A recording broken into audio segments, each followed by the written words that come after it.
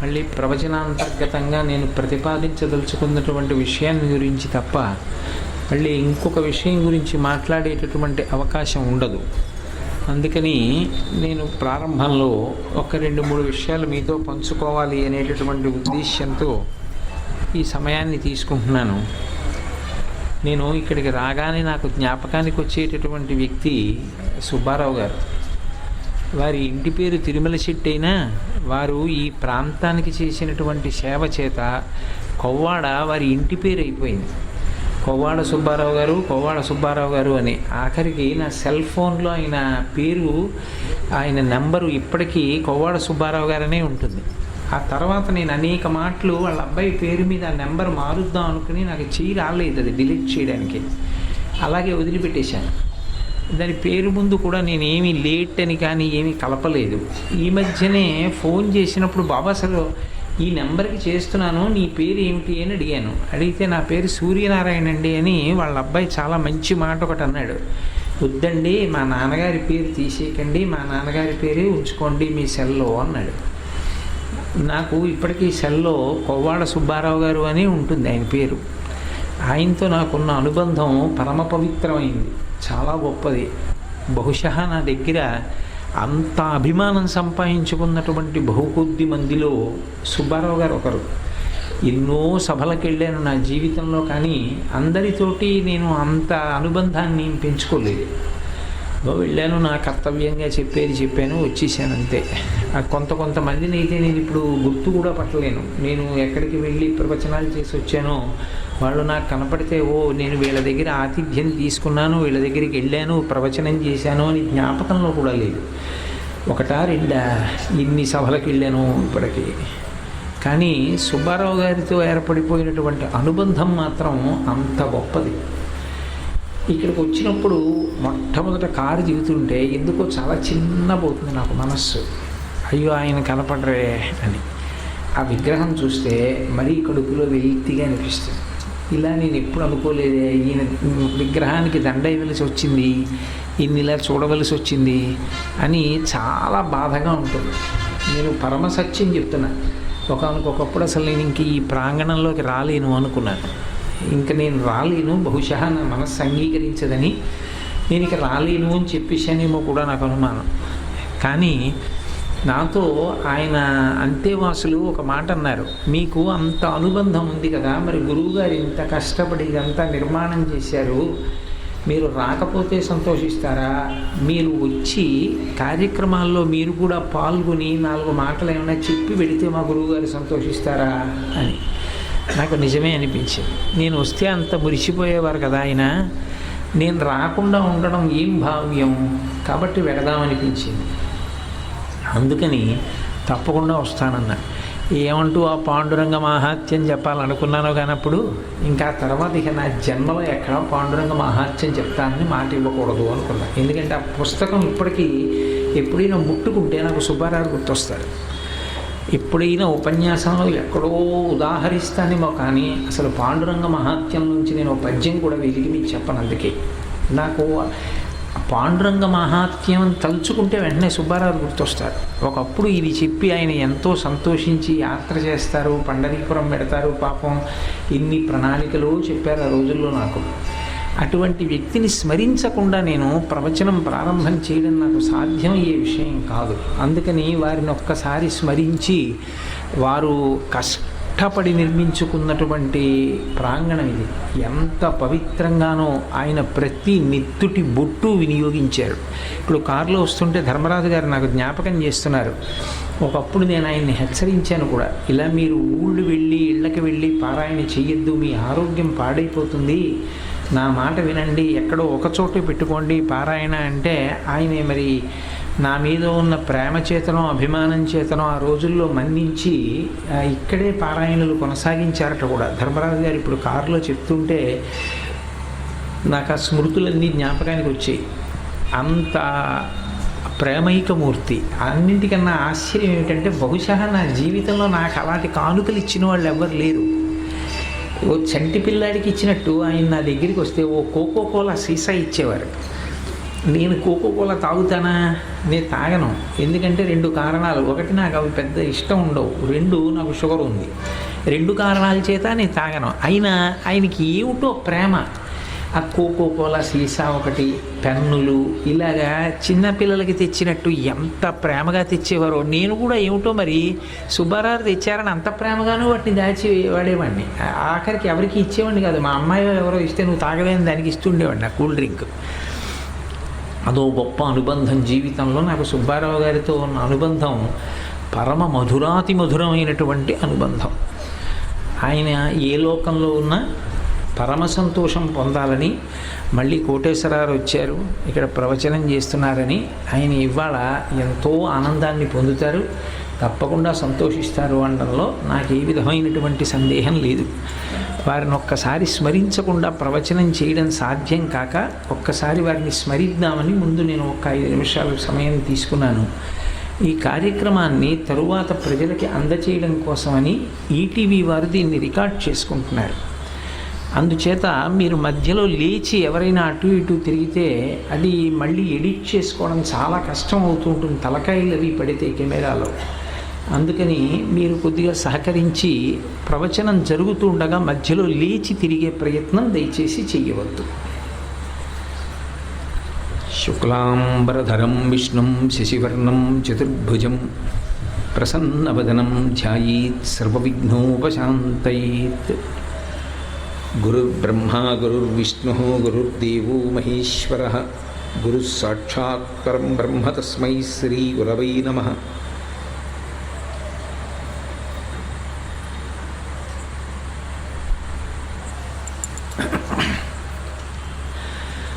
వ్యాసాయ విష్ణురూపాయ వ్యాసరూపాయ విష్ణవే నమో వై బ్రహ్మనిధయే వాసిష్ఠాయ నమో నమః. కూజంతం రామ రామేతి మధురం మధురాక్షరం ఆరుహ్య కవితాశాఖాం వందే వాల్మీకికోకిలం. శ్రుతిస్మృతిపురాణానాం ఆలయం కరుణాలయం నమామి భగవత్పాదశంకరం లోకశంకరం. వాగర్ధామివ సంపృక్తౌ వాగర్ధ ప్రతిపత్తయే జగతః పితరౌ వందే పార్వతీ పరమేశ్వరౌ. సుక్తిం సమగ్రేతున స్వయమేవ లక్ష్మీ శ్రీరంగరాజమహిషీ మధురైః కటాక్షైః వైదగ్ధ్యవర్ణగుణగుంభనగౌరవైర్యాం కండూలకర్ణకుహరాः కవయోధయంతి. హైమోర్ధ్వపుండ్రమజహన్మకుటం సునాసం మందస్మితం మకరకుండలచారుగండం బింబాధరం బహుళదీర్ఘకృపాకటాక్షం శ్రీవేంకటేశముఖమాత్మని సన్నిధత్తాం. విమలపటి కమలకుటి పుస్తకరుద్రాక్షసస్తహస్తపుటి కామాక్షి పక్ష్మలాక్షి కలిత విపంచి విభాసి వైరించి. మనోజవం మరుతతుల్యవేగం జితేంద్రియం బుద్ధిమతాం వరిష్టం వాతాత్మజం వనరయూధముఖ్యం శ్రీరామదూతం శిరసా నమామి. ఆపదామపహర్తారం దాతారం సర్వసంపదాం లోకాభిరామం శ్రీరామం భూయో భూయో నమామ్యహం. హరి ఓం. పరమేశ్వర స్వరూపైన సభకి నమస్కారం. జంతూనాం నరజన్మ దుర్లభం. అన్ని జన్మలలోకి చాలా చాలా కష్టసాధ్యమైనటువంటి జన్మ, ఈశ్వరుని యొక్క అనుగ్రహం చేత పొందబడేటటువంటి జన్మ. ఏ జన్మ పొందిన తరువాత ఉత్కృష్టమైనటువంటి స్థానాన్ని స్థితిని పొందడానికి అవకాశం ఉంటుందో అటువంటి జన్మ నరజన్మ. అటువంటి నరజన్మని పొంది ఉన్నప్పటికీ కూడా దాన్ని సద్వినియోగం చేసుకోకుండా పాడైపోతామేమో అనేటటువంటి ఉద్దేశ్యంతో ఈశ్వరుడు గురువుగా అనేక అవతారాలు తీసుకున్నాడు.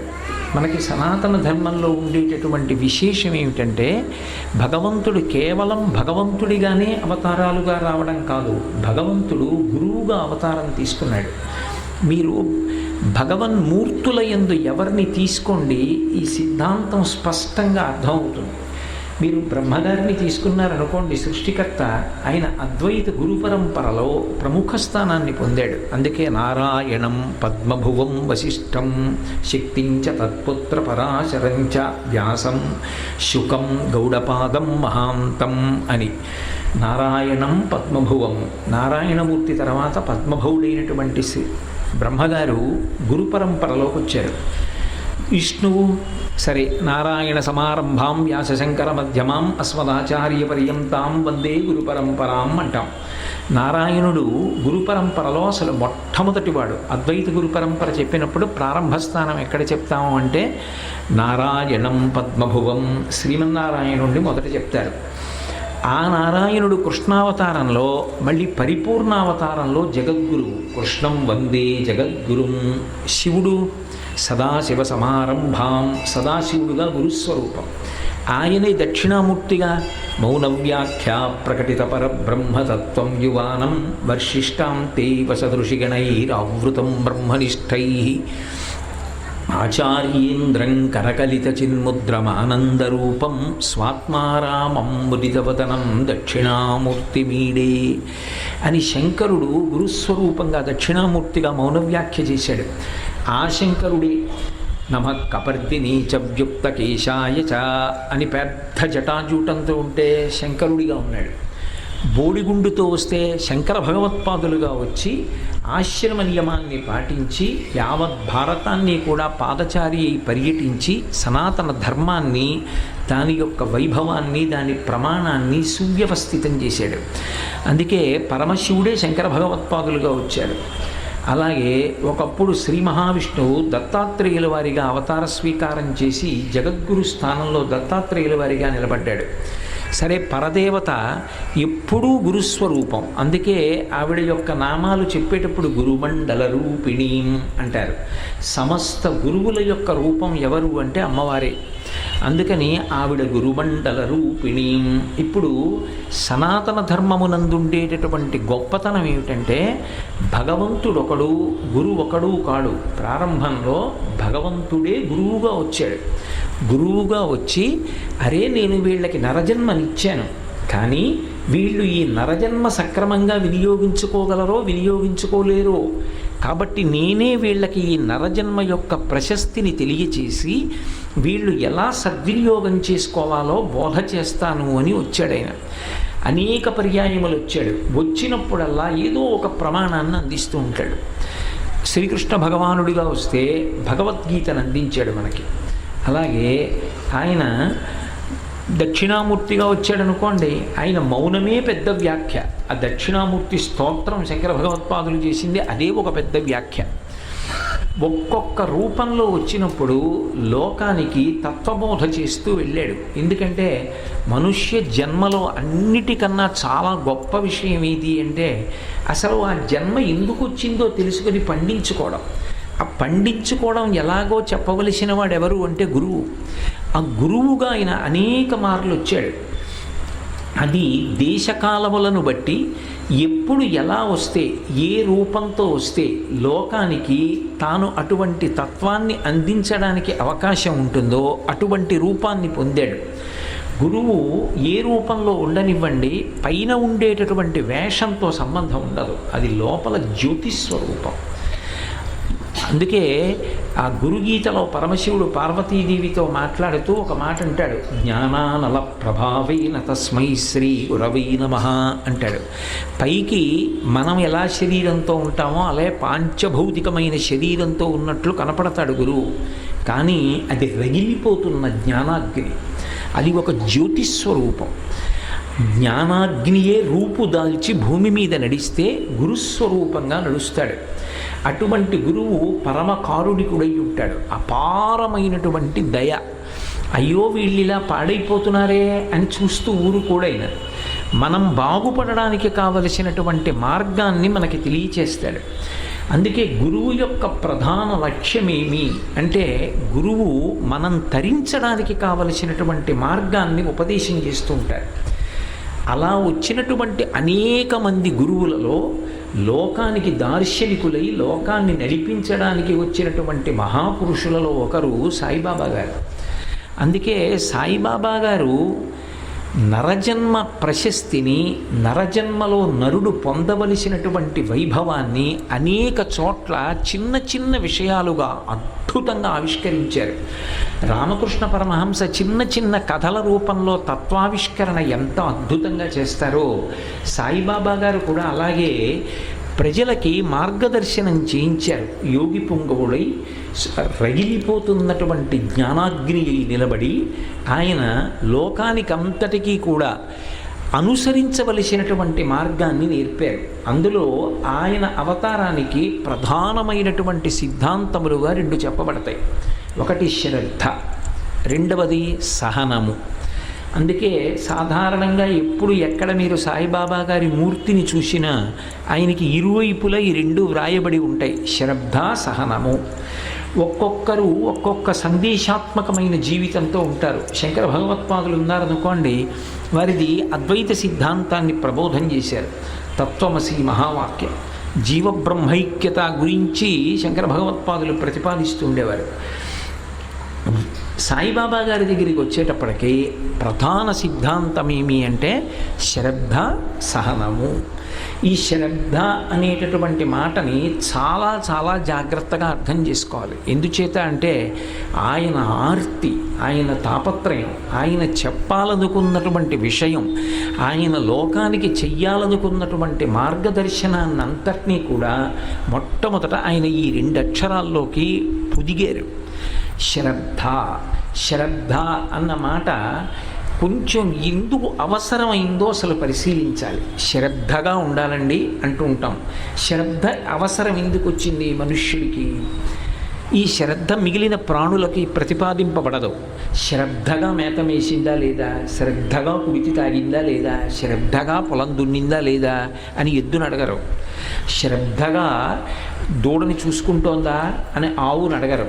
శ్రద్ధగా ఇల్లు కాపాడుతోందా అండి అని కుక్క విషయంలో అన్వయం చేయరు. శ్రద్ధగా ఉన్నాడా మనిషికి అన్వయం చేస్తారు.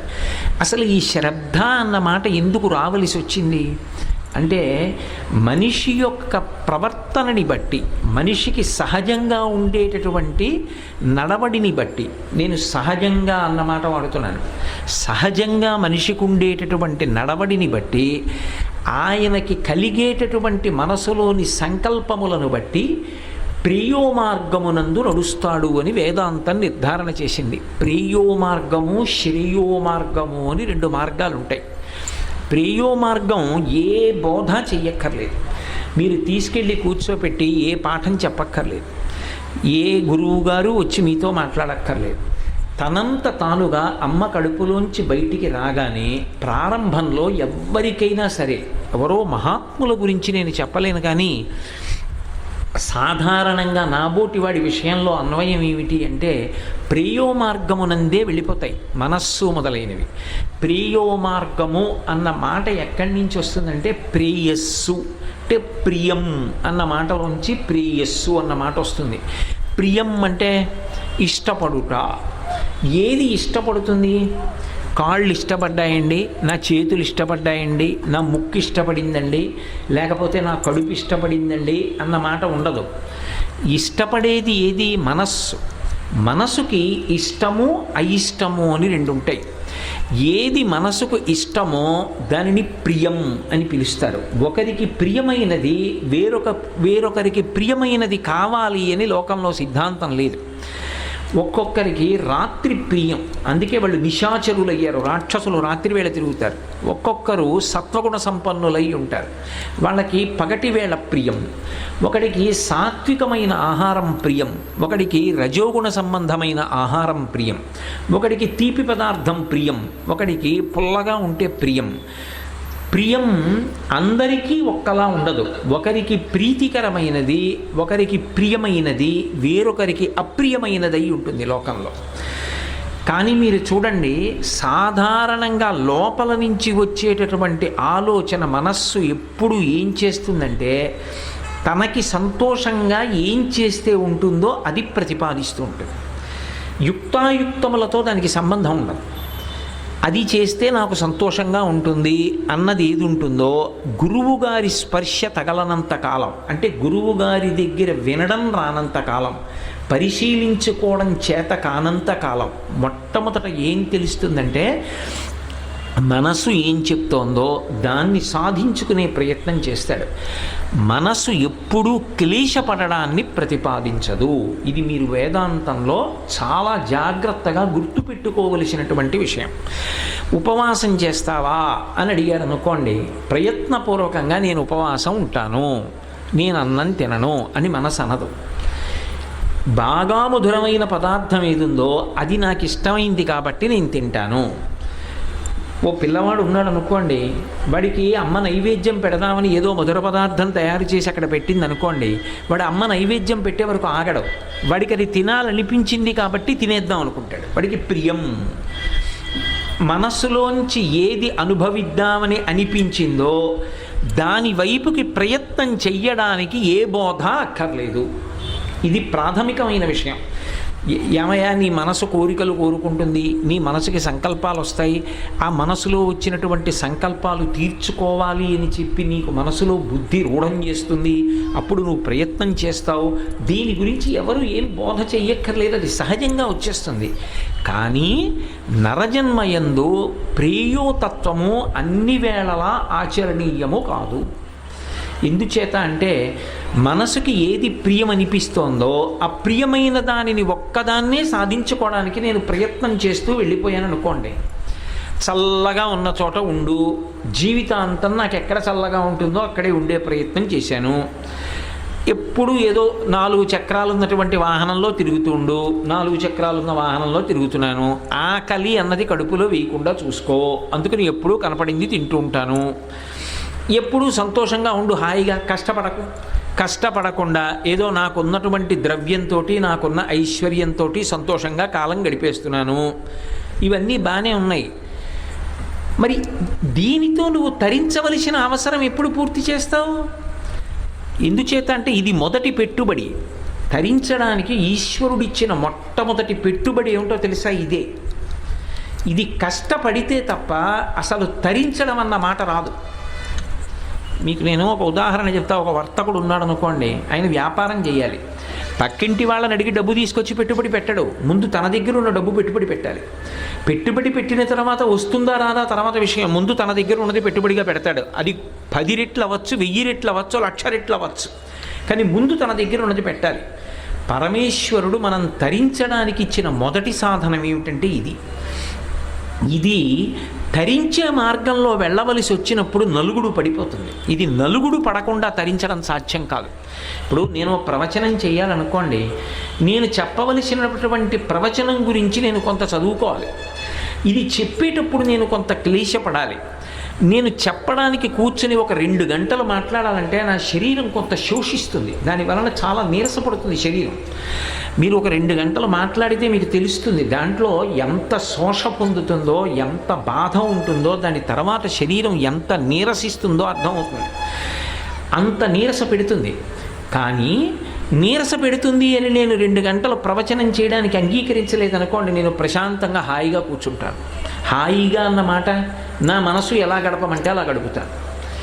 అప్పుడు తరించడం ఎలా? తరించాలి అంటే నువ్వు శరీరం కష్టపడి తీరాలి. ఒక పూజ చెయ్యాలి, నువ్వు భోగం మానేసి పూజలో కూర్చోవాలి. అప్పుడు నీకు తినాలనున్నా ముందు నువ్వు తినకుండా పదార్థాన్ని ఈశ్వరుడికి నైవేద్యం పెట్టి ప్రసాదం తీసుకోవాలి. నీకు పద్మాసనం వేసుకుని కూర్చోవాలి. నీకు అలా కూర్చోవడం ఇష్టం లేకపోయినా కూర్చోవాలి. నీకు పంచె కట్టుకోవడం ఇష్టం లేకపోయినా పంచె కట్టుకోవాలి. నీకు గోచి పెట్టుకోవడం ఇష్టం లేకపోయినా కుర్చీళ్ళు పెట్టి గోచి పెట్టుకోవాలి. అప్పుడు ఇవి నీ మనసుకు ప్రియమైనవి కావు, నీ శరీరమునకు ఉత్సాహకరమైనవి కావు, కానీ చెయ్యాలి. అంటే నలుగుడు పడుతోందా లేదా? పెట్టుబడి పెట్టాలి. మొదట దేన్ని పెట్టాలి? ఈ శరీరాన్నే పెట్టాలి. ఈ శరీరాన్ని పెట్టవలసి వస్తే దేన్ని ప్రమాణం చేసుకుని పెట్టాలి? ఇది జాగ్రత్తగా పట్టుకోవాలి మీరు. ప్రియం నాకు ఎదురుగుండా కనపడుతుంది. నేను ఇప్పుడు ఈ ప్రవచనం మానేశాను అనుకోండి, నేను ఇక ప్రవచనాలు చేయను, నేను రాను ప్రవచనాలకి. నేను ఇంటి పట్టున కూర్చుని నాకు ప్రియమైంది నేను చేసుకుంటాను అని నేను ఇంట్లో కూర్చుని ఏదో నాకు కావలసినట్లు నేను గడిపేస్తున్నాను అనుకోండి. ఏదో పిచ్చాపాటి మాట్లాడుకుంటూ, ఏదో మనవలతో ఆడుకుంటూ, బిడ్డలతో కబుర్లు చెప్పుకుంటూ గడిపేశాను. ఈశ్వరుడు ఏమండవు. ఒక్కటి జ్ఞాపకం పెట్టుకోండి, కాలము తిరిగి రాదు, కాలమునందు ఈ శరీరము శాశ్వతము కాదు. ఇది కొన్నాళ్ల తర్వాత పడిపోతుంది ఈ శరీరం. అప్పుడు ఈ శరీరంతో నేనేం చేశాను? ఉన్నతిని పొందడానికి, లోపల జీవుడు ఉన్నతిని పొందడానికి దీంతో నేనేం చేశాను? దీనికి ప్రియమైన మార్గాన్ని అనుసరించా. దీనికి ఏది సంతోషంగా ఉంటుందో అది చేసుకుపోయా. దీన్ని కష్టపెట్టైనా సరే నేను ఇంకొక మార్గం వైపు వెళ్ళడానికి ప్రయత్నించాల. ప్రియం మీకు కళ్ళ ముందు కనపడుతుంది. మా మనవలతో నేను ఆడుకున్నాను అనుకోండి, నాకు ఎదురుగుండా కనపడుతుంది. నా మనవలతో నేను ఆడుకున్నాను, నేను సంతోషంగా గడిపాను. ఇవాళ వాళ్ళని తీసుకుని నేను ఏదో ఓ ఉద్యానవనానికి వెళ్ళాను. వాళ్ళని కొంతసేపు ఉయ్యాలా ఊపాను. వాళ్ళు పకపక నవ్వారు, తాత తాత అని వెంటపడ్డారు. నాకెంతో సంతోషంగా అనిపించింది, బాగుంది, కళ్ళ ముందు కనపడింది. మానేసి వాళ్ళని వదిలేసి వాళ్ళతో మాట్లాడకుండా, వాళ్ళని ఆడించకుండా 2 గంటలు ప్రవచనం చేయడానికి వచ్చాను. ఇప్పుడు ఈ 2 గంటలు నేను ప్రవచనం చేస్తే, నా శరీరాన్ని కష్టపెడితే, నేను నలుగుడు పడితే, ఈ శరీరం నేను పొందినందుకు ఒక ప్రయోజనం ఉన్నది. ఈశ్వరుడు అన్నవాడు ఒకడు సంతోషిస్తాడు. మళ్ళీ నాకు జన్మ ఉంటుంది. ఈ జీవుడు దీంతో పోదు యాత్ర. ఈ శరీరం వదిలేక ఇంకో శరీరంలో కడతాడు. అప్పుడు ఆ శరీరంలో ఇంకా పుణ్యకార్యాలు చేయడానికి అవకాశం దేనివల్ల వస్తుందంటే, ఇప్పుడు నేను పడిన నలుగుడు వల్ల వస్తుంది. ఇప్పుడు నాకు ఒకటి చెప్పండి, ఇందాక నేను మనవలతో ప్రియం అనుభవించేటప్పుడు కంటి ముందు నాకు తెలిసింది ఆడుకున్నానని. నేను 2 గంటలు నలుగుడు పడితే ఉత్తర జన్మలలో నేను మంచివి ఇంకా పొందగలుగుతాననడానికి నాకేమిటి ఎదురుగుండా సాక్ష్యం ఉంది? ఏమైనా సాక్ష్యం ఉందా? నువ్వు ఖచ్చితంగా పొందుతావా అని నాకు కాగితం రాసి ఇచ్చేవాళ్ళు ఎవరైనా ఉన్నారా? నీలా నలుగుడు పడినవాడు ఎవడైనా ఉంటే వాడు ఇంతకు ముందు ఇదిగో ఇది సాధించాడని ఒకటి జీవుడు శరీరం వదిలిపెట్టి ఏం పొందాడో చెప్పేవాడు ఎవడైనా సాక్ష్యం ఉన్నాడా? ఇదిగోనయ్యా నేను ఫలానా శరీరంలో ఉండగా ఇంత కష్టపడ్డాను, ఇంత నలుగుడు పడ్డాను, పడినందుకు శరీరం విడిచిపెట్టిన తరువాత పరమేశ్వరుడు నన్ను మెచ్చుకుని ఇదిగో ఇలాంటి ఉన్నతి నాకు కల్పించాడు, ఉత్తర జన్మలలో నాకు మరింత భాగ్యం ఇచ్చాడు, మరింత శాస్త్ర పరిజ్ఞానం ఇచ్చాడు, ఇంకా పుణ్యకర్మలు చేసి ఇంకా ఈశ్వరుడికి దగ్గరగా వెళ్ళగలుగుతున్నాను, చూశావా చేస్తే ఫలితం అని చెప్పినవాడు ఎవరైనా ఉన్నాడా? శరీరం విడిచిపెట్టాక మళ్ళీ వచ్చి చెప్పినవాడు ఉన్నాడా? మరి ఏమిటి ప్రమాణం? నాకు నేను ఎలా నలుగుడు పడాలి? దేన్ని చూసి నమ్మాలి? నేను ప్రియానికి సాక్ష్యం ఉంది, శ్రేయమునకు సాక్ష్యం లేదు.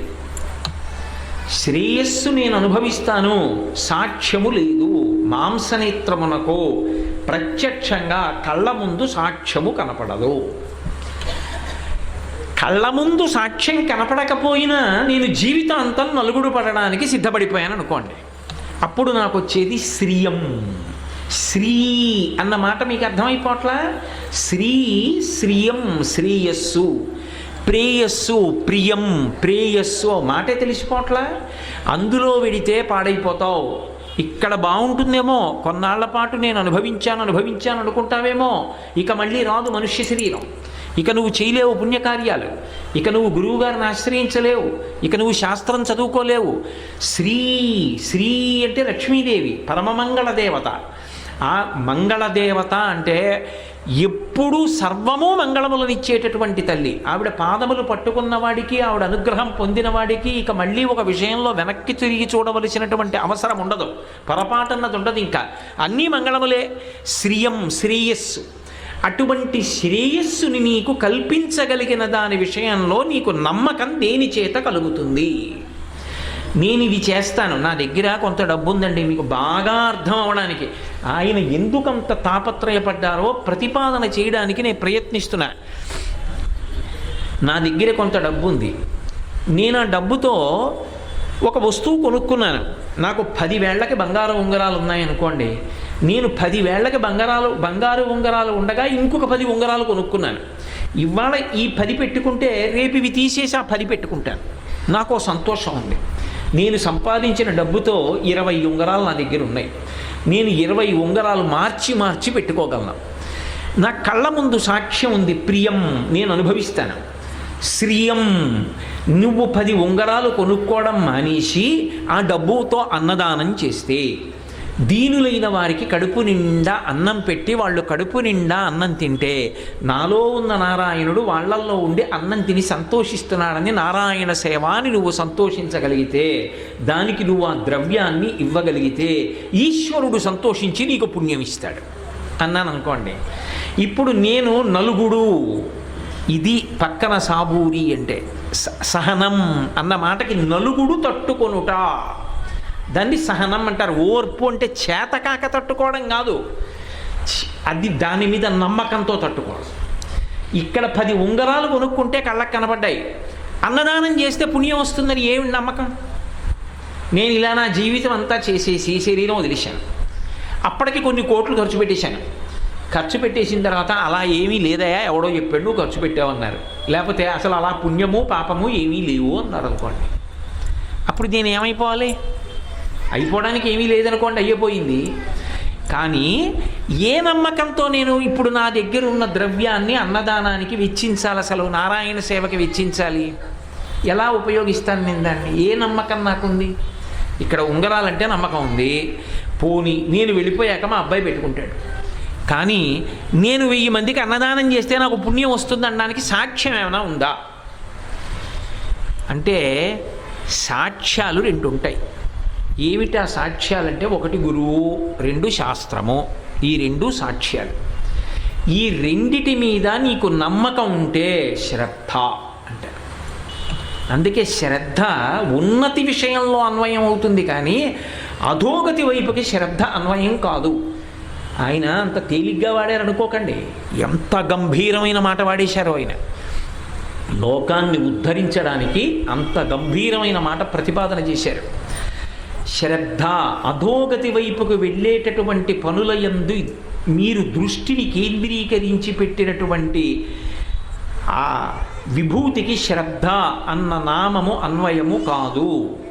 మీకు నేను ఒక ఉదాహరణ చెప్తే మీరు బాగా పట్టుకుంటారు. ఒక వ్యక్తి, నేను ఇందాక చెప్పినట్టుగానే తన దగ్గర ఉన్న డబ్బుతో ఒక గుడికి ఒక గొప్ప రాజగోపురం కట్టాడు. ఆయన ఎందుకండి అలా చేశాడు అంటే, శాస్త్రం మీద ఆయనకున్న నమ్మకం, శ్రద్ధతో చేశాడండి, నమ్మకంతో చేశాడండి, చాలా జాగ్రత్తగా చేశాడు. పిల్లవాడు శ్రద్ధగా చదువుకుంటున్నాడండి అంటాం, సామాన్యార్థంలో శ్రద్ధగా చదువుకుంటున్నాడు అంటాం. మీరు ఒక్కటి జ్ఞాపకం పెట్టుకోండి, మంచి విషయాలలో మీరు శ్రద్ధగా లేకపోతే వచ్చేటటువంటి దుష్ఫలితం కన్నా చెడ్డ పని చేసేటప్పుడు శ్రద్ధగా లేకపోతే వచ్చేటటువంటి దుష్ఫలితము చాలా ఎక్కువ.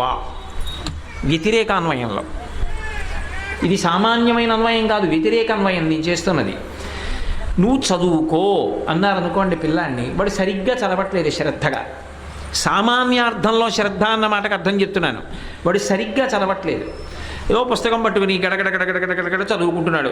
శ్రీకృష్ణదేవరాయల వారు విజయనగర సామ్రాజ్యమును పరిపాలించెను. విజయనగర సామ్రాజ్యము దక్షిణ భారతదేశమునందున్నది. ఆయన వద్ద అష్టదిగ్గజముల నడి కవులుండి వారు, అందులో అల్లసాని పెద్దనగారు ప్రధానుడు. అల్లసాని పెద్దన్నమను చరిత్ర రచించెను.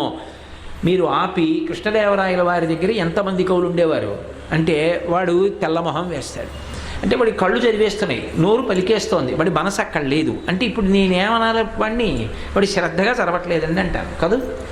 విహిత కర్మ చెయ్యవలసిన పనిలో శ్రద్ధ లేదనుకోండి, ప్రమాదం లేదు. నీకు బుద్ధి ఉందా లేదా, మళ్ళీ చదువు అంటాను అంతే. జేబు దొంగతనం చేసేవాడు శ్రద్ధగా చేయలేదనుకోండి, ఏమవుతుంది? వీపు పగిలిపోదు, వాడికి కారాగారంలో పారేయరు. అలా అన్వయం చేస్తే శ్రద్ధ వ్యతిరేకమైన విషయంలో అవసరమా, చెయ్యవలసిన పనిలో ఎక్కువ అవసరమా? వ్యతిరేకమైన పని చేయడంలోనే శ్రద్ధ ఎక్కువ అవుతుంది. కానీ అలా అన్వయం చెయ్యకూడదు, మీరు బాగా గుర్తుపెట్టుకోండి. అందుకే శ్రద్ధ అన్న మాటని మనం సామాన్యంగా ఎలా ప్రతిపాదిస్తామో అలా ప్రతిపాదించరు వేదాంతంలో. శ్రద్ధగా చదువుకున్నాడు, శ్రద్ధగా పరిగెత్తాడు, శ్రద్ధగా ఆడుకుంటున్నాడు, శ్రద్ధగా తింటున్నాడు, ఈ శ్రద్ధ కాదు వేదాంతంలో. సాయిబాబా గారు చెప్తున్నటువంటి శ్రద్ధ వేరు, వేదాంతపరమైన శ్రద్ధ. శ్రద్ధ అన్న మాటకు అర్థం ఏమిటంటే, శాస్త్రస్య గురువాక్యస్య సత్యబుద్ధ్యావధారణ సా శ్రద్ధ కడితా సిద్ధి యయా వస్తుపలభ్యతే. శ్రద్ధాత్రయ విభాగయోగం అని భగవద్గీతలో గీతాచార్యుడు ఏకంగా ఒక అధ్యాయం చెప్పాడు. శ్రద్ధ అంటే శంకర భగవత్పాదులు వ్యాఖ్యానం చేశారు. శాస్త్రస్య, శాస్త్రమునందు నమ్మకము, గురువాక్యస్య, గురువుగారు చెప్పినటువంటి మాట యందు నమ్మకము. ఈ రెండూ కలిగి ఉన్నవాడు ఎవరు ఉన్నాడో అటువంటి వాడు శ్రద్ధ కలిగి ఉన్నాడు. శాస్త్రస్య గురువాక్యస్య సత్యబుద్ధ్యావధారణ. శాస్త్రం చెప్పింది పరమసత్యం, గురువుగారు చెప్పారు పరమసత్యం, ఇంక అందులో అనుమానం లేదు. అనుమానం లేకుండా మా గురువుగారు చెప్పారు కాబట్టి ఇది నాకు ఉద్ధరణ యోగ్యతే, ఇది నన్ను ఉద్ధరించి తీరుతుంది.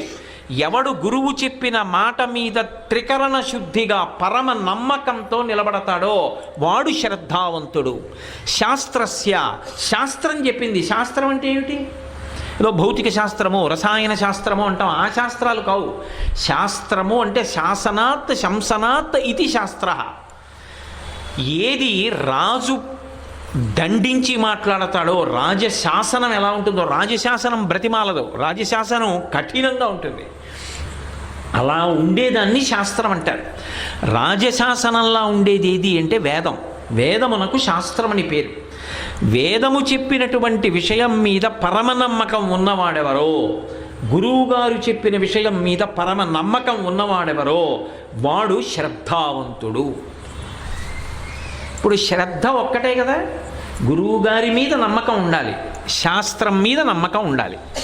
ఈ నమ్మకంతో నువ్వు చేస్తున్నావు.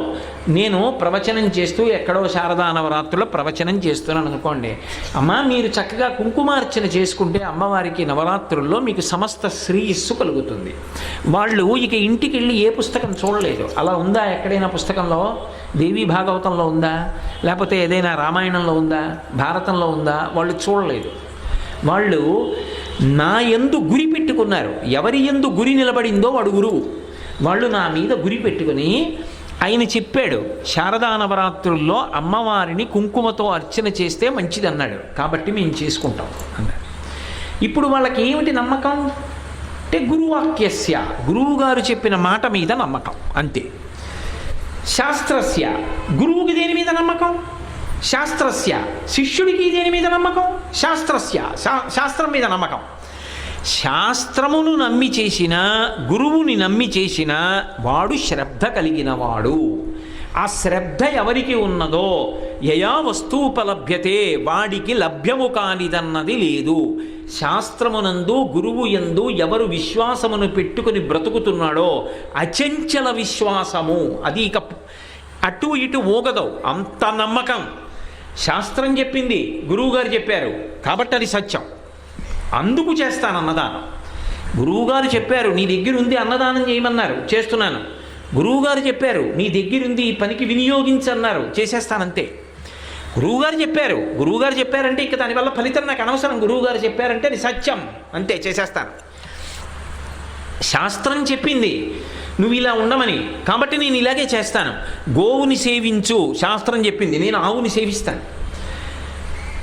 ఎవరైనా దీనుడు కనపడితే ఆదుకో, శాస్త్రం చెప్పింది, నేను ఆదుకుంటాను. ఆదుకుంటే నాకు పోతోంది కదా. ఏమిటి నమ్మకం? శాస్త్రం మీద నమ్మకం. శాస్త్రం చెప్పింది పునర్జన్మయందు నువ్వు ఉద్ధరణ పొంది తీరుతావు. అందుకే మీరు ఒకటి బాగా గుర్తుపెట్టుకోండి, చరిత్ర ఏం చెప్తుందంటే ఒక వ్యక్తి ప్రాణం పోయే వరకు చెప్తుంది. ఓ కృష్ణదేవరాయల వారు ఉన్నారనుకోండి, ఆయన ఎప్పుడు పుట్టారు, ఎప్పుడు పెరిగారు, ఎలా పరిపాలించారు, ఎన్ని సౌకర్యాలు చేశారు, చిట్ట చివరికి ఆయన శరీరం ఎలా విడిచిపెట్టేశారు, ఇది చెప్తే చరిత్ర అంటారు. పురాణం అలా చెప్పదు. కృష్ణదేవరాయల వారు అనబడేటటువంటి శరీరంలోకి ఒక జీవుడు వచ్చి అన్ని మంచి పనులు చేసి అంత కీర్తి సంపాదించుకోవడానికి అంతగా పూర్వం ఏం చేశాడు? కృష్ణదేవరాయల వారిగా అన్ని మంచి పనులు చేసిన తర్వాత శరీరంలోంచి వెళ్ళిపోయిన తర్వాత ఏం పొందాడు? సర్గశ్చ ప్రతిసర్గశ్చ వంశో మన్వంతరాణి చ వంశానుచరితం చైవ పురాణం పంచలక్షణం, 5 లక్షణాలతో చెప్తుంది. అందుకే భరతోపాఖ్యానంలో చిట్ట చివర లేడిపిల్లని తలుచుకుంటూ వెళ్ళిపోతే మళ్ళీ లేడిపిల్లగా వచ్చాడు. జీవుడి యొక్క యాత్ర చెప్తుంది. చెప్పినప్పుడు అది నమ్మకం. చూసావా, అక్కర్లేని విషయం మీద భ్రాంతి పెట్టేసుకుంటే ఎలా పాడైపోయాడో. దేని మీద మనసు పెట్టుకోవాలో దాని మీద పెట్టుకోవాలి. ఇప్పుడు ఏమిటి నాకు నమ్మకం? దేనివల్ల నేను శాస్త్రాన్ని నమ్మాలి? దేనివల్ల భగవంతుడిని నమ్మాలి? ఎందుకు పుణ్యకర్మ చెయ్యాలి? మీరందరూ ఎందుకు వచ్చి కూర్చుని వినాలి? నేను ఎందుకు ఇక్కడికి వచ్చి మాట్లాడాలి? అంటే మనందరికీ దేని మీద నమ్మకం అంటే శాస్త్రం మీద నమ్మకం, మనందరికీ గురువుగారి మీద నమ్మకం. అందుకని మనం వచ్చి కూర్చున్నాం. శాస్త్రం మీద, గురువుగారి మీద నమ్మకంతో నువ్వు ఇక్కడ చేస్తున్న పనుల యొక్క ఫలితములు నీకు వెంటనే ఇక్కడే కనపడాలని ఏమీ ఆధారం ఉండదు. కానీ ఉత్తర జన్మలో అనుభవిస్తావు, వచ్చే జన్మలో ఈ పుణ్యానికి ఫలితం అనుభవిస్తావు. అంటే అసలు వచ్చే జన్మ అంటూ ఉందని మొదట నమ్మాలా? ఈ జీవుడు వేరే శరీరం పొందుతాడని నమ్మాలా? ఆ శరీరం ఇచ్చేవాడు ఉన్నాడని నమ్మాలా? ఈ పునర్జన్మ సిద్ధాంతాన్ని నమ్మాలంటే అది ప్రతిపాదించిన వేదాన్ని నమ్మాలా? ఇది శాస్త్రము మీద, గురువు గారి మీద నమ్మకం పెట్టుకుని బ్రతికితే అటువంటి జీవితాన్ని, అటువంటి నమ్మకంతో బ్రతికిన బ్రతుకుని శ్రద్ధ అంటారు. ఇప్పుడు ఆయన ఏం చేశాడు? గురువుగారు చెప్పారు, చేశాడంతే. ఆయన గురువుగారి చేతి పనిముట్టు. ఇప్పుడు ఆయనకి ద్విగుణీకృత ఫలితం పడిపోతుంది. కారణం ఏమిటో తెలుసా? ఆయన కేవలం చెయ్యడం కాదు, చెయ్యడం వెనక ఏముంది అంటే గురువుగారి మాట మీద నమ్మకం ఉంది. ఒక పని చెయ్యడం వెనక కారణం ఏముంది అంటే శాస్త్రం మీద నమ్మకం ఉంది. ఈ రెండు అతడు ఉద్ధరణ పొందడానికి కారణములై ఉంటాయి. అందుకే గురువు గారి దగ్గరికి వెళ్ళేటప్పటికీ ఒక విషయం అన్వయం అవుతుంది. ఏమిటా విషయం అంటే పరిప్రశ్నేన సేవయా అంటారు. సాయిబాబా గారు ఒకప్పుడు దీని గురించి ప్రస్తావించారు కూడా. పరిప్రశ్నేన సేవయా, ప్రశ్న పరిప్రశ్న అని రెండు మాటలు. ప్రశ్నకి పరిప్రశ్నకి తేడా ఏమిటి అంటే, ప్రశ్న అంటే సమాచారమును రాబట్టుకోవడం కోసం అవతల వారిని మీరు అడిగేటటువంటి ఒక విశేషం. అది అనుమానంతో అడగచ్చు, నిజమో అబద్ధమో తేల్చుకోవడానికి అడగచ్చు, లేదా సమాచారం తెలుసుకోవడానికి అడగచ్చు. తెలుసుకున్న తర్వాత వీడంత సమర్థుడు కాడు చెప్పడానికని మీరు ఊరుకోవడానికి పనికి రావచ్చు. లేదా నువ్వు సమర్థుడివి కావు అన్న విషయం అతని చేతే చెప్పించడానికి ప్రశ్న మీద ప్రశ్న వేయచ్చు. అప్పుడు ప్రశ్నలు అంటారు దాన్ని. నేను ఏదో చెప్పాను అనుకోండి, అయ్యా నేను సముద్రం చూశాను, ఎంత గొప్పగా ఉంటుందంటారు సముద్రం అంటే అన్నాను అనుకోండి. మీరు ఎప్పుడూ సముద్రం చూడలేదు, కానీ నేను సముద్రం చూశాను అనడానికి మీకు ఏమిటి నమ్మకం? ఎక్కడెక్కడ పనిచేశారండి మీరు అన్నారు అనుకోండి. నేను ఇంతకుముందు ఢిల్లీలో పనిచేశానండి.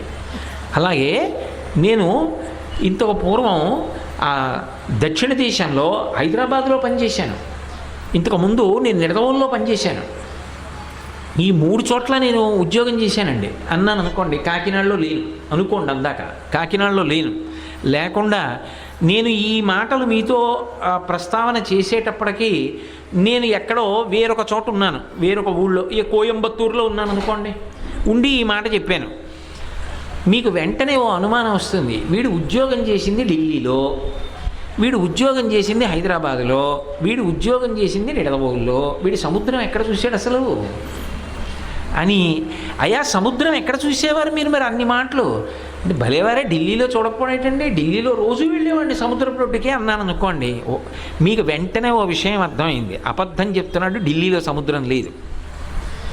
అందుకేశారు మీరు రెండో ప్రశ్న, అనుమానం వచ్చి వేశారు. ఓ ఢిల్లీలో అంత పెద్ద సముద్రం ఉందేమండి, మరి ఓడ మీద కూడా వెళ్ళొచ్చు అంటారా ఢిల్లీకి అంటే? ఎందుకు వెళ్ళకూడదండి, చక్కగా వెళ్ళొచ్చు, కాకపోతే ఏంటంటే ఆలస్యం అవుతుంది కాస్త. అంటే ఎక్కడి నుంచి ఎక్కడికి ఉంది ఢిల్లీకి మార్గం అంటే? అన్నీ మీరు చెప్పేసిన తర్వాత తప్పు సుమండి, మీ వయసుకి తగ్గ పని కాదు, అలా చెప్పచ్చా మీరు? ఢిల్లీలో సముద్రం ఉందా అనైనా అనొచ్చు. లేదా అప్పటికి ఊరుకుని పక్కకి వెళ్ళి వింటున్నాం కదా అని ఎలా చెప్పాడో చూడండి, ఢిల్లీలో సముద్రం ఉంది, ఈయన రోజు చూశాక. అంటే ఏమైంది? నేను నిజంగా అనుభవాన్ని పొందానా పొందలేదా అన్న అనుమానంతో ప్రశ్నలు వేయచ్చు. లేదా నాకు ఆ విషయం మీద సమగ్రమైన అవగాహన లేదండి అని నాతో ఒప్పించడానికి, నన్ను ఓడించడానికి ప్రశ్నలు వేయచ్చు, నన్ను ఇబ్బంది పెట్టడానికి ప్రశ్నలు వేయచ్చు.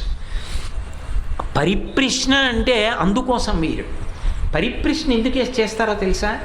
నాకు బాగా అర్థమైందా లేదా అన్నది రూఢం చేసుకోవడానికి అడుగుతా. మీరు బాగా ఈ విషయం పట్టుకోవాల్సిమండి, ఎందుకంటే ఇది కొంచెం జాగ్రత్తగా తెలుసుకోవలసిన విషయం. అవతల వారిని ఇబ్బంది పెట్టడానికి ప్రశ్న మీద ప్రశ్న వేయడం ఒక ఎత్తు, నాకు బాగా అర్థమైందో లేదో తెలుసుకోవడానికి గురువుగారిని గుచ్చి ప్రశ్నలు వేయడం ఒక ఎత్తు. గురువుగారిని అన్ని మాటలు ఎందుకు ప్రశ్న వేస్తాడంటే తనకి సరిగా అర్థమైందా అన్నది. గురువుగారికి అర్థం అవ్వలేదన్న అపనమ్మకంతో కాదు, గురువుగారికి తెలుసని నమ్మకం. గురువుగారికి తెలియకపోవడం లేదండో మహానుభావుడు, ఆయనకి తెలుసు. మరి ఎందుకు అన్ని మాటలు అడుగుతున్నావు, నాకు సరిగా అర్థమైందో లేదో అని. మీకు ఒక్క విషయం చెప్తే చాలా తేలిగ్గా మీరు పట్టేసుకుంటారండి. నేను ఇంత తలకాయ కొట్టుకోక్కర్లేదు. ఏటీఎం కార్డు వాడడానికి మొట్టమొదటిసారి ఏటీఎం కార్డు అట్టుకుని ఏటీఎం కౌంటర్లోకి వెళ్ళాడు. ఎవరు లేరు. కానీ అక్కడ దాన్ని అంతటినీ కూడా రక్షణ చూసే వ్యక్తి ఒకతను ఉంటాడా? ఎలా డబ్బులు తీసుకోవాలి అక్కడే ఉంటాడు కదా. అతను రాత్రి పగల అతనికి తెలుస్తుంది ఖచ్చితంగా. మీకు నమ్మకం ఉంది అతనికి తెలుసు అన్న విషయంలో మీకు అనుమానం లేదు. అతనికి తెలుసు, నమ్మకం. ఏమండి 1000 రూపాయలు తీసుకోవాలి, కొత్తగా వచ్చింది ఏటీఎం కార్డు, ఎలా తీసుకోవాలండి అని అడిగారు. చూసారా పక్కన ఉంది ఒక చిన్న కన్నం, అందులో ఈ కార్డు పెట్టండి. పెట్టేటప్పుడు ఇదిగో ఈ ముద్ర అటువైపుకు ఉండాలి అంటే ఇలా తిరగేసి పెట్టబోతున్నా. కాదు ఇలా పెట్టాలి. ఇలా పెట్టి లోపలికి పెట్టండి. పెట్టి ఒక్క క్షణం ఉంచి వెనక్కి తీసేయండి. ఏదో బ్యాంకింగ్ అవి ఇవి వస్తాయి, అక్కడ ముట్టుకోండి. మీరు బ్యాంకింగ్ కదా చేస్తున్నారు, ముట్టుకోండి. కోడ్ ఎంటర్ చేయమని వస్తుంది. మీకు ఇచ్చిన నెంబర్ కొట్టండి. ఇక్కడ అది మీరు ఎన్ని నెంబర్లు కొట్టారో అన్ని ఎక్స్లు చూపిస్తుంది. తర్వాత క్యాష్ విత్డ్రాయలా ఏమిటని అడుగుతుంది. విత్డ్రాయల్ నొక్కండి. సేవింగ్స్ బ్యాంకా కరెంట్ బ్యాంకా అంటుంది. సేవింగ్స్ బ్యాంక్ నొక్కండి. మీకు ఎంత కావాలో అక్కడ అమౌంట్ వెయ్యండి. 1000 ఎంతో మళ్ళీ కొట్టండి. కొట్టి ఊరుకోండి. Your transaction is processed, please wait అని వస్తుంది. ఆగండి. ఇది ఇక్కడ డబ్బు వస్తుంది, తీసేసుకోండి. మీరు ఎంత తీసుకున్నారో ఎంత మిగిలిందో అక్కడ కాగితం వస్తుంది, తీసేసుకోండి. అప్పుడు వెళ్ళిపోండి అన్నాడు. ఇప్పుడు నాకు అనుమానం లేదు, అతను చెప్పింది సత్యం, అతనికి తెలుసు అలాగే డబ్బులు తీసుకోవాలి అని. ఇప్పుడు నేను ఆ కార్డు పెడుతూ ఇలా పెట్టి తీసేయచ్చండి ఇక అన్నాను. ఇప్పుడు అతనికి తెలియదని అడిగానా, అతను చెప్పింది నాకు సరిగా అర్థమైందో లేదో అని అడిగానా? అతనికి తెలియదని కాదు, నాకు సరిగా అర్థమైందో లేదో అని వెంటనే తీసేస్తానని మాకు తీసేయచ్చాను. ఆ పక్కన నిలబడి తీసేసాను. వెంటనే ఏదో బ్యాంకింగ్ కదండి అన్నారు. ఆయన చెప్పాడు, వీడు విన్నాడు, రూఢం చేసుకుంటున్నాడు. అతనికి తెలుసు నేను సరిగా అర్థం చేసుకున్నానా, బ్యాంకింగేనా నొక్కాలన్నాడు. అంటే ఇప్పుడు అతని మీద నమ్మకం లేక కాదు సుమండి, నమ్మకం ఉంది, నాకు సరిగా అర్థమైందా లేదా, బ్యాంకింగేనండి అన్నాడు. మళ్ళీ ముట్టుకున్నాను. Enter your pin. ఇప్పుడు నేను నెంబర్లు దీని మీద నొక్కాలి కదండి, పైకి చెప్పకూడదండో మీరు, ఆ నెంబర్ ఏం చెప్పకండి, మీరు నొక్కండి అంతే అక్కడ అన్నాడు. నొక్కాను. ఏమంటే 4 ఎక్స్లు వచ్చాయి, రిజిస్టర్ అయిపోయినట్టే కదా, రిజిస్టర్ అయినట్టు అలా ఉండండి వస్తుంది అన్నాడు. మీకు సేవింగ్సా కరెంటా అని అడిగింది. సేవింగ్స్ కదండి నొక్కాలి, నాకు ఎలా కరెంట్ అకౌంట్ లేదనుకోండి అని నవ్వాను. అవును అన్నాడు. నొక్కాను. ఎంటర్ ది అమౌంట్ అంది. 2000 కావాలి, దీని మీద 2000 కొట్టడమే కదండి. అవును, ఇంకో 0 ఎక్కువ కొట్టేయకండి, జాగ్రత్తగా కొట్టండి అన్నాడు. 2 3 సున్నాలు కొట్టి ఆగాను. Your transaction is being processed, please wait అంది. ఇప్పుడు నేను అడగలేదు, అలా చూస్తున్నాను. డబ్బు వచ్చింది, తీసుకున్నాను, లెక్కెట్టుకున్నాను. యువతల కాగితం వచ్చింది, తీసుకున్నాను. ఓసారి అతని వంక కృతజ్ఞతగా చూశాను. ఇప్పుడు నాకు బాగా అర్థమైంది అనుకుని వెళ్ళిపోయాను. ఇప్పుడు నేను ఏటీఎం కౌంటర్లో అతను చెప్పింది విని చేసేటప్పుడు మళ్ళీ ప్రశ్న వేశాను. కానీ అడిగేటప్పుడు అతని మీద అనుమానం లేదు. ఢిల్లీలో సముద్రం లేదన్న విషయం రూఢం చేసుకుని వాడిని పరిహాసం ఆడడానికి అడిగినట్టు అడిగింది కాదు. అతనికి తెలుసు, నాకు సరిగా తెలిసిందా లేదా అతను చెప్పింది అన్నది నిర్ధారణ చేసుకోవడానికి ప్రశ్నలు వేస్తున్నాను. పరిప్రశ్న అంటే అది. పరిప్రశ్న అన్న మాటలో గురువు గారికి తెలియదన్న అనుమానం లేదు. గురువు గారికి తెలుసు. కానీ గురువు గారు చెప్పింది నాకు సక్రమంగా అర్థమవుతోందా, గురువుగారికి తెలిసింది నాకు బాగా అర్థమవుతోందా లేదా అన్నది రూఢం చేసుకోవడానికి అయ్యా అనుగ్రహించి చెప్పండి, నాది అల్పబుద్ధి, మీరు చెప్పింది సరిగా అర్థం చేసుకున్నానో లేదో, ఇంకొకలా అర్థమైందేమో అని మళ్ళీ గురువుగారిని అడుగుతున్నాడు. అడిగి సేవయా అడిగేటప్పుడు గురువుగారు ఎంత అలిసిపోతున్నాడు. 1కి 10 మాటలు అదే పనిగా చెప్పి అలా చెప్పి అలిసిపోయి గురువుగారి శరీరం వదిలేస్తే మళ్ళీ చెప్పేవాడు ఎక్కడ దొరుకుతాడు? అందుకని గురువుగారు దీనికి మీరు శ్రమపడ్డారు, వేరొక దానికి శ్రమపడకండి.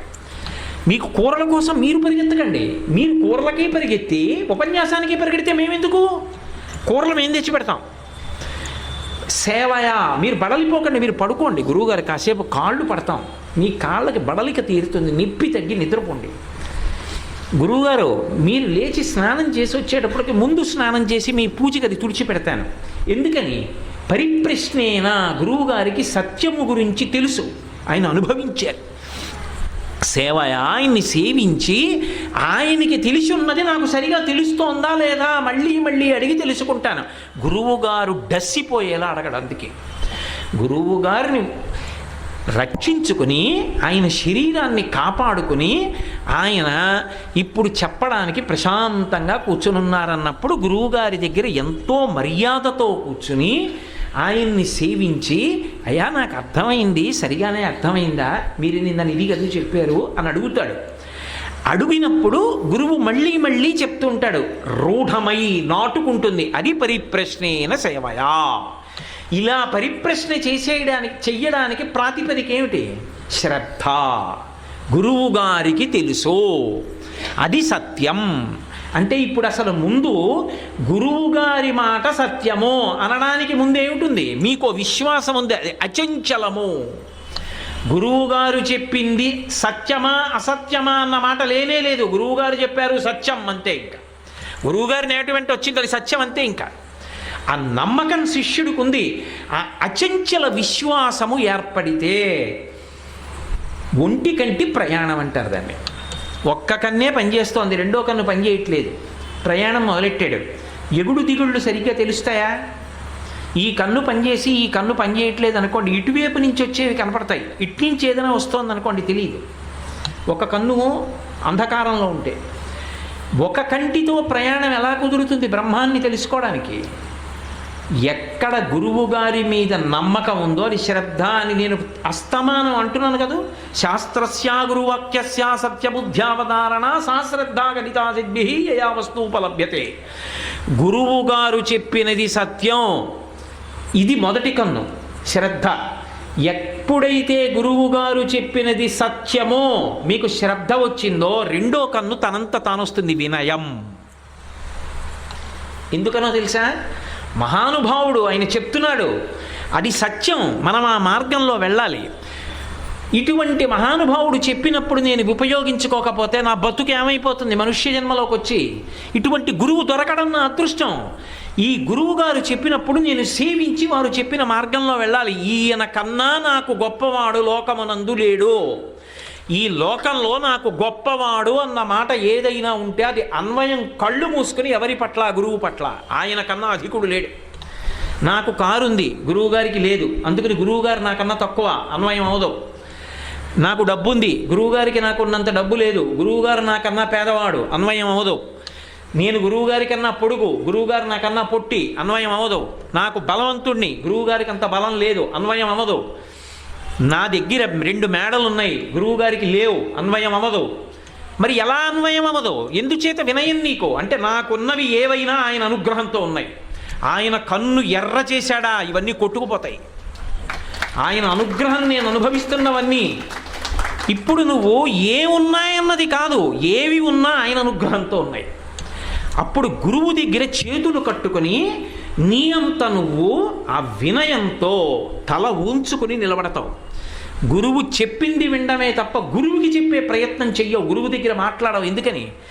ఆయన చెప్పింది జుర్రుకోవాలి చెవులతో తప్ప నేను మాట్లాడడం ఏమిటి గురువుగారి దగ్గర? గురువుగారు మాట్లాడితే నేను జుర్రుకోవాలి దొప్పలతో, లోపల నిలబెట్టుకోవాలి. ఇప్పుడు వినయం రెండో కన్ను వచ్చింది. శ్రద్ధ వినయం. శ్రద్ధ అని చెప్తే ఇక రెండవ కన్ను చెప్పరు, ఎందుకంటే ఈ కన్ను వస్తే రెండో కన్ను వచ్చేసిందని గుర్తు, ఈ 2 కళ్ళు వస్తే దారి తెలిసిపోయిందని గుర్తు. ఇన్ని ఉండనివ్వండి, ఈ 2 లేకపోతే దారి తెలియదు. అందుకు ఆయన శ్రద్ధ శ్రద్ధ శ్రద్ధ అనడానికి కారణం ఏమిటో తెలుసా? అసలు నువ్వు వెళ్ళి తరించవలసిన దారికి ఇది మొదలు. ఇది లేని నాడు నువ్వు మిగిలినవి ఎన్ని చెప్పు నీకు దారి తెలియదు, చీకట్లోనే ఉంటావు. ఆ రెండవ కన్ను రావాలంటే మొదట ఒక కన్ను రావాలి. ఆ ఒక కన్ను ఎక్కడి నుంచి రావాలంటే అచంచల విశ్వాసము చేత రావాలి. ఈ అచంచల విశ్వాసముని నేను నోటితో చెప్పినంత తేలిగ్గా ఉండదండోయ్.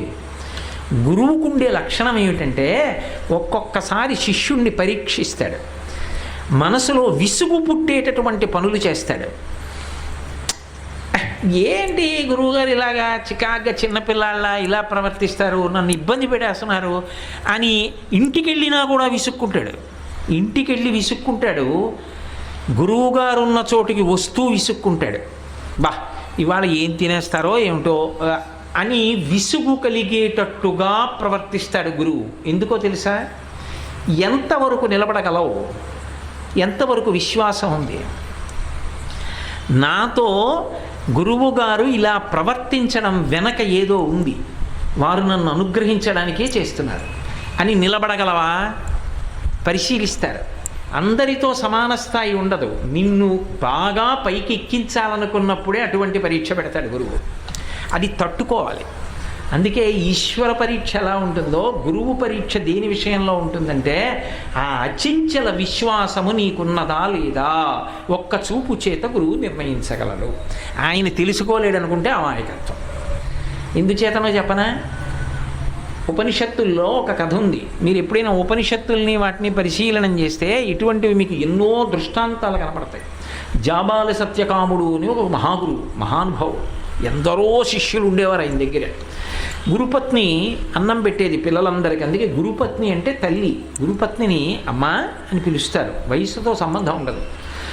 80 ఏళ్ళు వచ్చిన వాళ్ళైనా గురువుగారి భార్యని అమ్మ అంటారు. ఎందుకంటే అన్వయం అవుతుంది. గురువుగారి భార్య అమ్మే.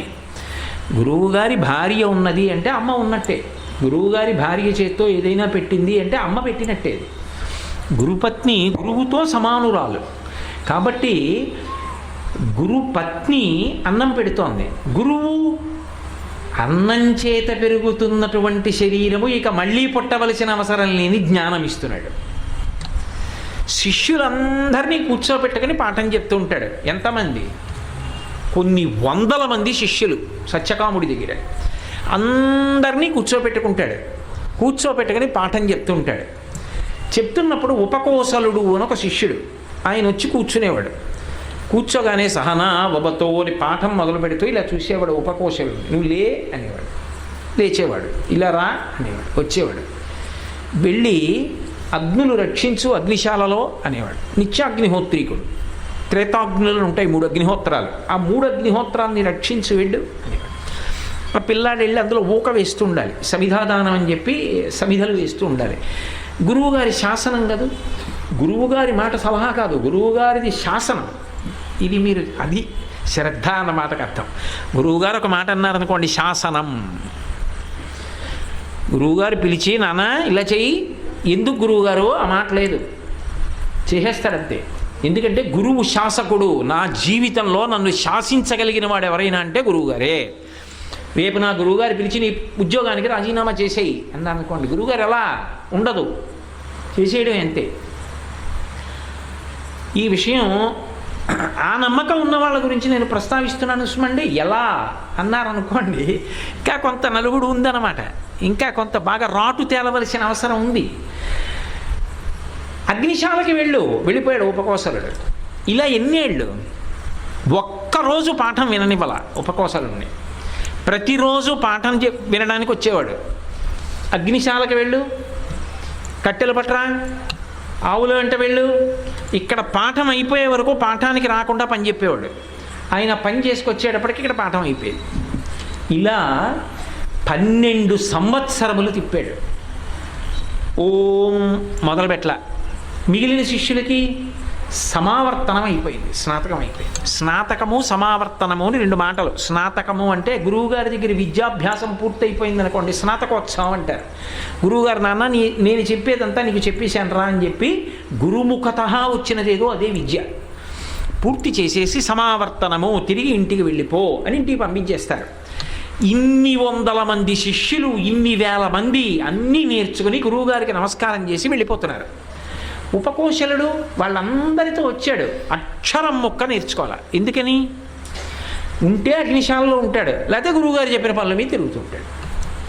గురువుగారు ఇటు తిరిగి అయ్యయ్యో 12 ఏళ్ళు అయిందిరా నీకు అక్షరం మొక్క నేర్పలేదు, అసలు నీకు ఎంత వస్తుందని కూడా పరీక్షించలేదు, నిన్ను అగ్నిశాలలోనే కూర్చోబెట్టాను చాలా కాలం, నువ్వు ఎప్పుడు పోని పాఠం నేర్చుకుంటానని అడగలేదు, చాలా విలంబనం అయిపోయిందిరా, పాపం వాళ్ళందరూ నేర్చుకుని వెళ్ళిపోతున్నారే అనలేదు.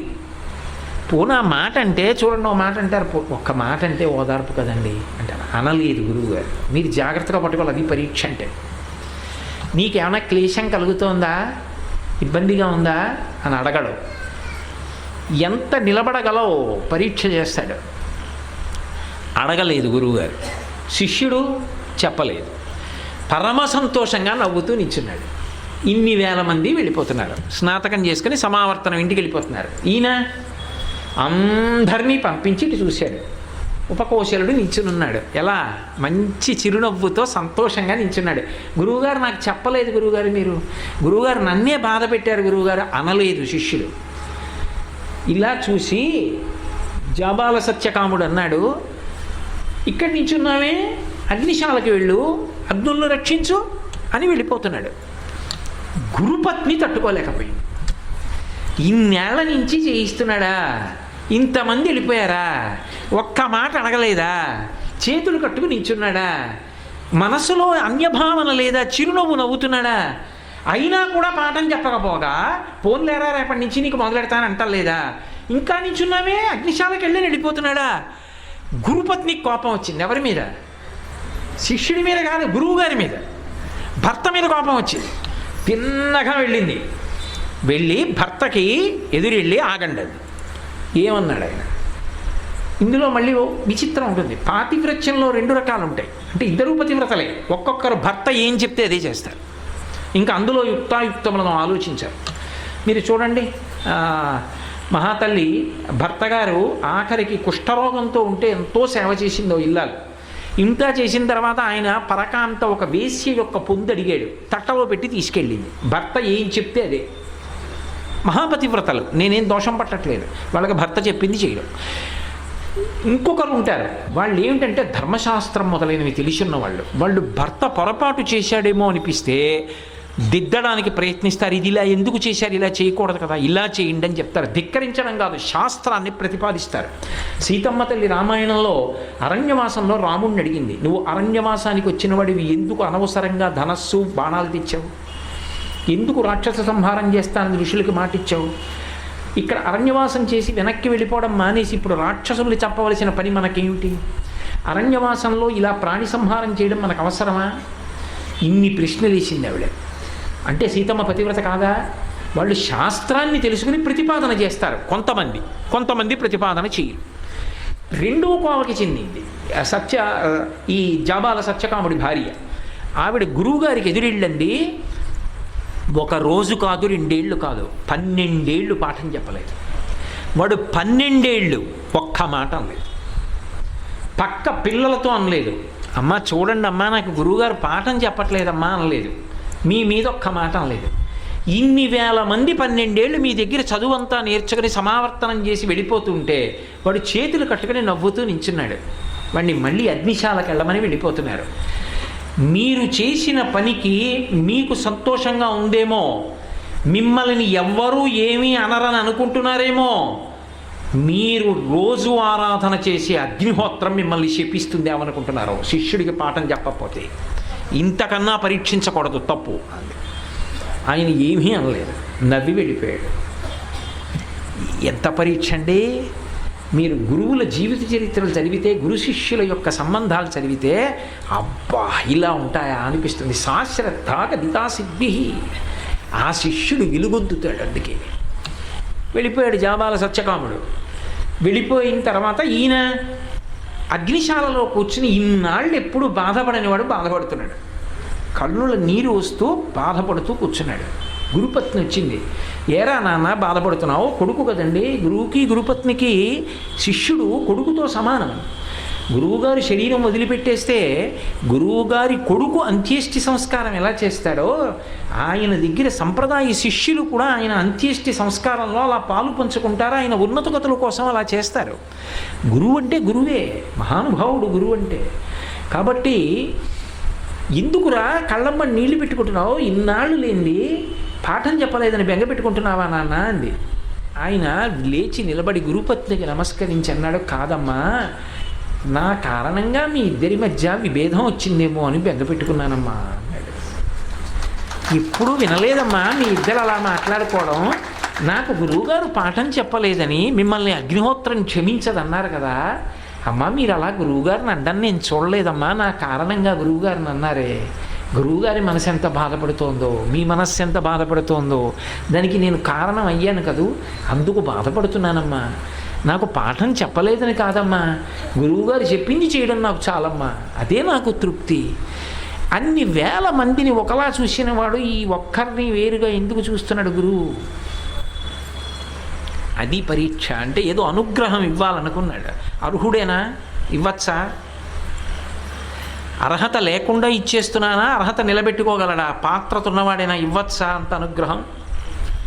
తట్టుకు నిలబడగలిగితే అనుగ్రహించాలి. అన్యభావన ఉందనుకోండి, గురువు తెలియనివాడు అనుకుంటే పొరపాటు. ఆయనకి తెలుసు, ఇంకా కొంతకాలం ఎదురు చూడాలి. అది ఎవరు యోగ్యులో వాళ్ళని పరీక్షిస్తారు, అందరినీ ఎందుకు పరీక్షిస్తారు? మహానుభావుడు దానికి అర్హుడు కాబట్టి ఉపకోసలుణ్ణి పరీక్షించాడు. నవ్వి వెళ్ళిపోయాడు జాబాల సత్యకాముడు. ఈయన అగ్నిహోత్రానికి సేవ చేస్తున్నాడు. ఈ అగ్నులు త్రేతాగ్నులు ఉంటాయి, 3 అగ్నికుండాలు ఉంటాయి. అందులోంచి 3 అగ్నిహోత్రాల్లోంచి అగ్నిహోత్రం ప్రత్యక్షమైంది. రే మాకు చాలా బాధగా ఉందిరా, 12 ఏళ్ళు గురువుగారి ఆజ్ఞ ఔదల దాల్చి మాకు సేవ చేశావు, మీ గురువుగారు చెప్పలేదు, మేము చెప్పకపోతే ఎలా? మేము చెప్పేస్తాం పాఠం, నీ కూర్చో అన్నాడు. కూర్చున్నాడు. కూర్చుని అగ్నిహోత్రాలు 3 కలిపి ఆయనకి ఆత్మవిద్య అగ్ని విద్య అని విద్యనంతటినీ కూడా అనుగ్రహించేసాయి. ఇక నేర్చుకోకర్లా చెప్పేశారు, వచ్చేసాయి అంతే. సమస్త విద్యలు వచ్చేసాయి. వచ్చేశాక వాళ్ళన్నారు ఒక చమత్కారంతో, నీకొక గురువు ఉండగా మేము గురువు ఇవ్వనిది పూర్తిగా ఇవ్వకూడదు, దీని మీద ఒక్క మంత్రం మాత్రం గురువుగారు ఇవ్వాలి, ఆయన అది ఇచ్చేదాకా ఊరుకో, తాళ్ళు దానితో పూర్తవుతుంది. ఎందుకో తెలుసా? పూర్తిగా మేము ఇచ్చేస్తే మేము గురువుగారిని అవమానించినట్టు అవుతుంది, అప్పుడు ఆయన ఆగ్రహానికి మేము కూడా లోనవుతాం. అందుకని గురువుని మేము పరీక్షించకూడదు. గురువు నిన్ను ఎందుకు పరీక్షిస్తున్నాడో మాకు తెలియదు, అలా నిలబడు, ఆ పైన ఒక్క మంత్రాన్ని ఇస్తాడు, దాంతో అయిపోతుంది నీకు విద్య అన్నాడు. గురువు ఎక్కడికో వెళ్ళిన వాడు తిరిగి వచ్చాడు. గబగబా వెళ్ళి ఉపకోసలుడు చెంబుతో నీళ్లు పట్టుకెళ్ళి గురువుగారి కాళ్ళ మీద పోసి కాళ్ళు కడుగుతారు, ఎక్కడి నుంచి అన్నా వస్తే. గబగబా వెళ్ళి కాళ్ళు కడుగుతున్నాడు. అసలు ఏమి గురు శిష్య అనుబంధం అండి! బా, తండ్రి బిడ్డలు కూడా అలా ఉండాలి, అలా ఉంటారు గురు శిష్యులంటే. కాళ్ళు కడుగుతుంటే ఆయన నవ్వి అన్నాడు, రే నేను వెళ్ళినప్పుడు లేని తేజస్సు నీకు నేను వచ్చిన తర్వాత వచ్చింది, అది విద్యా తేజస్సు, బ్రహ్మ విద్య. ఆ తేజస్సు ముఖంలో కొట్టొచ్చినట్టు కనపడుతోంది. నీకు ఈ తేజస్సు ఎక్కడిదిరా, నేను లేనప్పుడు నీకు ఎవరైనా పాఠం చెప్పారా అని అడిగాడు. ఇప్పుడు ఉపకోసలుడు ఆలోచించాడు. గురువుగారు అగ్నిహోత్రం పాఠం చెప్పింది అన్నారు అనుకోండి, అంటే నేను చెప్పలేదు కాబట్టి అగ్ని దగ్గర నేర్చుకున్నావా అని అడగచ్చు. లేదా నేను చెప్పనిది అగ్ని ఎందుకు తొందరపడి చెప్పాడురా అంటే అగ్నిహోత్రుణ్ణి దోషిని చేసిన వాడిని అవుతాను. అందుకని ఉపకోసలుడు అన్నాడు, గురువుగారు మీరే అగ్ని రూపంలో నాకు పాఠం చెప్పారన్నాడు. ఉపకోసలుడు పరమానందపడిపోయాడు. ఒరే ఒక శిష్యుడంటే ఎలా ఉంటాడో లోకానికి చెప్పాలనుకున్నాను, నువ్వు రా శిష్యుడు అంటే, నీది శ్రద్ధ, ఏమి నిలబడ్డావురా నా పరీక్షకి, రా కూర్చో అని బ్రహ్మ విద్యని ఆత్మవిద్యని పూర్ణ చేశాడు. దాంతో ఉపకోసలుడు మహానుభావుడు అయ్యాడు. ఆ తర్వాత వేరే విషయం అనుకోండి, చాంద్యోగ్యోపనిషత్తులో దీని మీద ఎన్నో విశేషాలు. సా శ్రద్ధ కదితా సిద్ధి, అది ఒక్క క్షణంలో రావచ్చు. ఆ నమ్మకం, ఆ విశ్వాసం గురువుగారి మీద. లేదు, గురువుగారి పరీక్షకి తట్టుకు నిలబడి రావచ్చు. ఆ తట్టుకు నిలబడడంలో ఒక్కొక్కసారి తలకిందులు అవ్వడాలు ఉంటాయి, కానీ ఊంచుకు నిలబడతారు. తర్వాత వాళ్ళు గొప్ప పాత్రత పొందిన వాళ్ళై విరాజిల్లుతారు. అది ఉపకోసల వృత్తాంతం, ఆ జాబాల సత్యకాముడి వృత్తాంతం చూపిస్తుంది. అందుకే శ్రద్ధ అంత తేలిక మాట కాదు. నీ చెప్పినవన్నీ నీకు నాటుకున్నాయి అని నువ్వు చెప్పడం కాదు, నేను చెప్పాలి. ఎవరు నిజంగా నన్ను పట్టుకున్నారో నేను చెప్పాలంటే గురువు చెప్పాలి.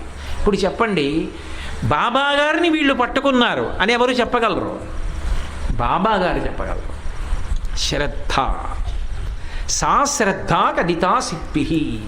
గురువు యందు శాస్త్రమునందు ఈ విశ్వాసము ఉంటే, అచంచలమైనటువంటి విశ్వాసం అయితే అది, అటువంటి అచంచల విశ్వాసమునకు శ్రద్ధ అని పేరు. ఆ శ్రద్ధ పరిప్రశ్నకు, శరణాగతికి దారితీస్తుంది.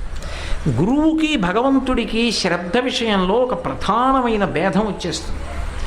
ఇది మీరు కొంచెం జాగ్రత్తగా పట్టుకోవాలి. అందుకే నేను ఒక నిష్పక్షపాతమైన విషయం మీకు మనవి చెయ్యాలి అంటే, భగవంతుడి కన్నా మీరు ఎటు తెచ్చి అన్వయించేయండి, గురువే గొప్పవాడవుతాడు. భగవంతుడి కన్నా గురువు గొప్పవాడు అని నేను చెప్తున్నప్పుడు నాకు ఈషన్మాత్రము సందేహము లేదు. గురువే గొప్పవాడు. ఎందుకో తెలుసా?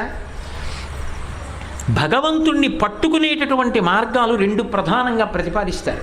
ఒకటి మర్కట కిశోర న్యాయము, రెండవది మార్జాల కిశోర న్యాయము అని రెండు చెప్తారు. మర్కట కిశోర న్యాయంలో కోతిని కోతి పిల్ల పట్టుకున్నట్టుగా భక్తుడు భగవంతుణ్ణి పట్టుకుంటాడు. అందుకే ఆశ్రమ భేదాలు వస్తాయి. ఒక్కొక్క ఆశ్రమంలో ఏం చేస్తారంటే, నేను భగవంతుణ్ణి పట్టుకుంటాను, అందుకని అన్నీ విడిచిపెట్టి భగవంతుణ్ణి పట్టుకుంటున్నానని పట్టుకుంటారు. అప్పుడు అది మర్కట కిశోర న్యాయం. కోతి పిల్లని కోతి పట్టుకోదు, కోతి పిల్లే కోతి కడుపుని పట్టుకోవాలి. ఎలా పట్టుకోవాలో తెలుసా? మీరు ఎప్పుడైనా చూడండి, ఖాట్మండు లాంటి క్షేత్రాలకు వెళ్ళినప్పుడు, మైసూర్ చాముండేశ్వరి దేవాలయానికి వెళ్ళినప్పుడు బాగా కనపడుతుంది మర్కట కిశోర న్యాయం అంటే. చిన్న చిన్న పిల్లలతో కోతులు తిరుగుతూ ఉంటాయి. ఓ గోడ మీద కూర్చుంటుంది కోతి, దానికి కడుపుని పట్టుకుని ఉంటుంది పిల్ల. అమ్మ కూర్చోగానే వదిలిపెట్టేసి అది కూడా పక్కకు వచ్చి కూర్చుంటుంది. కోతి ఎంతసేపు కూర్చుంటుంది దానికే తెలియదు. అంటే పరమచంచలం కదా. సదామోహాటవ్యాం చరతి యువతీనాంకుచగిరౌ నటత్యాచాశాఖాస్ఫటతి ఝడితి స్వైరమభిత కపాలిన్ బిక్షో మే హృదయ కపి అత్యంత చపలం అంటారు శంకర భగవత్పాదులు. అత్యంత చపలం, అది ఎంతసేపు ఉంటుంది ఎవరికి తెలియదు, పరమచంచలం. ఈ కోతి పిల్ల కోతి వంకే ఇలా చూస్తూ అమ్మ గబుక్కుని లేస్తుందేమో కడుపుని పట్టుకుందామని నేను చూడదు. అమ్మ ఇటు తిరిగి కూర్చుంటే ఇది కూడా అటు తిరిగి కూర్చుంటుంది. అమ్మ అరటిపండు తింటుంటే ఇది కూడా అరటిపండు తింటుంటుంది. చమత్కారం ఏంటో తెలుసా? కోతి దూకైపోతుంటే కోతి పిల్ల చటుక్కన అంతకన్నా ముందే కోతి కడుపుని పట్టేసుకుంటుంది. ఎలా పట్టుకుంటుందో తెలుసా? ఆ పిల్లని కాపాడడంలో కోతికి ప్రమేయం ఉండదు. కోతి కొమ్మ మించి కొమ్మ, కొమ్మ మించి కొమ్మ, గోడ మించి గోడ, ఇంటి మించి ఇల్లు దూక్కెళ్ళిపోతుంది. అది అలా దూకుతూ వెళ్ళిపోతున్నప్పుడు పడిపోకుండా పిల్లే కోతి కడుపుని పట్టుకోవాలి. ఇలా తిరగేసి పట్టుకుని ఉండాలి. కోతి పిల్లని పట్టుకోదు, పిల్ల కోతిని పట్టుకుంటుంది. భగవంతుణ్ణి అలా పట్టుకుంటారు కొంతమంది. ఆయన పట్టుకోడు మొదట్లో, వీళ్ళే పట్టుకుంటారు. సాధనలో, ఉపాసనలో అసలు జారకుండా మనసులోంచి సాధన చేసి మార్చి ఎప్పుడు భగవంతుణ్ణి అలా పట్టుకుంటారు. అందుకే అటువంటి వాళ్ళని ఏం చెయ్యండి, వాళ్ళని ఈశ్వరుని నుంచి మీరు దూరం చేయలేరు. చెరుకు కర్రని తీసుకెళ్ళి మరలో పెట్టి తెప్పండి, కత్తి పెట్టి నరకండి, పళ్ళ మధ్య పెట్టి కొరకండి, నోట్లో నవలండి, తీపితనాన్ని ఇస్తుంది. పరమ భక్తుడైన వాడిని ఏం చేసేయండి, వాడు భగవంతుడిని వదలడు. నేను సేవింపక నాపదలు పొడమని, నిత్యోత్సవం బొబ్బని, జనమత్రుండనని, సంసార మోహంబు పైగొనని, జ్ఞానము గల్గని, గ్రహగతులు కుందింపని, మేలు వచ్చిన రాణి, అవి నాకు భూషణములే శ్రీకాళహస్తీశ్వర. లోకుల్నంగని మెచ్చని, అలుగని, లోలోన నిందించని, చీకాకున్బడని, మహాత్ముడనని, జేలొగ్గని, మూకీభావమునం తిట్టని, త్రోయని, నీ కారుణ్యము కలిగి ఉండినను అంతే చాలునో శంకర. ఓనాడు ఆయనంతటి వాడు లేడంటారు, ఓనాడు ఆయనంత పనికి మాలిన వాడు లేడంటారు. ఈశ్వర, నాకు దాంతో సంబంధం లేదు, నా సంబంధం నీ ఒక్కడికి. అలా పట్టుకుంటే మార్జాల కిశోర న్యాయం అంటారు. కోతి పిల్ల కోతిని పట్టినట్టు. రెండవది అది మర్కట కిశోర న్యాయం. ఇది రెండవది మార్జాల కిశోర న్యాయం. మార్జాల కిశోర న్యాయం ఎలా ఉంటుంది అంటే, పిల్లని పట్టుకున్నట్టు. పిల్లిని పట్టుకోదు, అది మ్యావ్ మ్యావ్ అంటూ ఏదో అటు ఇటు తిరుగుతూ ఉంటుంది. కానీ మగపిల్లి కొన్ని కారణముల చేత వచ్చి చంపేస్తుంది పిల్లిని అంటారు. ఆ మగపిల్లి వచ్చేస్తుందేమో, బావురి పిల్లి చంపేస్తుంది నా పిల్లలను అని చెప్పి పిల్లి ఏం చేస్తుందంటే, పిల్లి పళ్ళు చాలా పదునుగా ఉంటాయంటారు, పిల్ల అంటూ ఉంటారు. పిల్లలా మెత్తగా ఉందంటారు. వృషదంశకమాత్ర సన్ బభూవాద్భుత దర్శన అంటారు వాల్మీకి మహర్షి రామాయణంలో. మెత్తటి చర్మంతో ఉంటుంది, పిల్లలా ఉన్నాడండి అంటారు పసిపిల్లల్ని. ఆ పిల్లని తన నోట ఖర్చుకుంటాడు. నేను ఇప్పుడు ఇక్కడ కూర్చుని ఇలా మాట్లాడుతున్నాను అనుకోండి, నేను నోట్లో ఏదైనా పట్టుకున్నా ఏం పర్వాలేదు, నోట్లో పట్టుకుని ఇలా కూర్చున్నాను అనుకోండి ఏం అవ్వదు. కానీ నేను నోట్లో పట్టుకుని ఒక్క దూకాను అనుకోండి, నా ప్రమేయం లేకుండా పళ్ళు గట్టిగా నొక్కుంటాయి దూకుతున్నప్పుడు. పిల్లని పళ్ళ మధ్య ఇలా పట్టుకుంటుంది. మనకి చూస్తే ఎలా ఉంటుందంటే చంపి తీసుకుపోతున్నట్టు ఉంటుంది, మెడ మీద అలా పట్టుకుంటుంది. కానీ పళ్ళు గుచ్చుకో, దాని కోమలమైన చర్మము దెబ్బతినదు, గోడ మించి గోడ, ఇంటి మించి ఇల్లు దూకుతూ వెళ్ళినా పళ్ళు మాత్రం నొక్కదు. అలా తీసుకెళ్ళి పిల్లిని సురక్షిత స్థావరంలోకి మార్చేసి పెట్టి పిల్లి కాపాడుకుంటుంది. భగవంతుడు భక్తుడిని అలా కాపాడుకుంటాడు. శరణాగతి అన్నాననుకోండి, ఈశ్వరా నువ్వు నన్ను కాపాడాలి, నేను నిన్ను పట్టుకోలేను అన్నాననుకోండి, అప్పుడు పిల్లని పట్టుకున్నట్టు ఈశ్వరుని పట్టుకుంటాడు శరణాగతి చేస్తే. రెండింటిల్లో ఒకటే మార్గం. మార్జాల కిశోర న్యాయం, మర్కట కిశోర న్యాయం. గురువు గారి విషయంలో శిష్యుడికి మార్జాల కిశోర న్యాయమా, మర్కట కిశోర న్యాయమా? గురువు గారిని కోతిని పట్టుకున్నట్టు పట్టుకోవాలా, గురువు గారు శిష్యుడిని పట్టుకోవాలా? అంటే గురు శిష్యుల దగ్గరికి వచ్చేటప్పటికి రెండు మార్గాలు ఉండవు, ఒకటైపోతుంది. మొదట మర్కట కిశోర న్యాయం, గురువు గారి పాదముల దగ్గరికి వెళ్ళి విశ్వాసంతో ఆయన పాదం పట్టుకోవడమే. తర్వాత ఆయన నిన్ను వదలడం. ఎంత వదలడో తెలుసా? ఆయన శరీరం వెళ్ళిపోయిన తర్వాత కూడా వదలడం. ఆయన శరీరం ఉండదు, కానీ ఆయన శరీరము లేకపోయినా రక్షణ చేస్తుంటాడు. నా సమాధి నుండియే నేను పలికి రక్షిస్తానంటుంటారు. అది విదేహముక్తి అంటారు. ఇక శరీరం ఉండడానికి వీల్లేదు, ఎందుకంటే ఈ లోకానికి ఓ ధర్మం ఉంటుంది. ఆ ధర్మం ప్రకారం ఈ శరీరం ఉండదు. ఎంతటి మహానుభావుడు కానివ్వండి, ఆ శరీరం కొంతకాలానికి పతనం అవ్వాలి. ప్రకృతి సిద్ధాంతానికి విరుద్ధంగా ఉండరు, వదిలిపెట్టేస్తారు శరీరాన్ని. కానీ శిష్యుణ్ణి మాత్రం రక్షించుకుంటూనే ఉంటారు. అదే దానికి ప్రబల నమ్మకం ఏమిటో తెలుసా?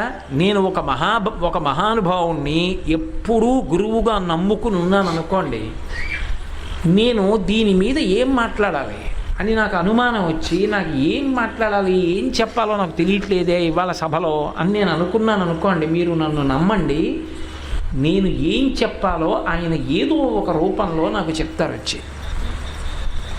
ఎందుకని అంటే శరీరం ఉండదు, కానీ రక్షిస్తూ ఉంటారు.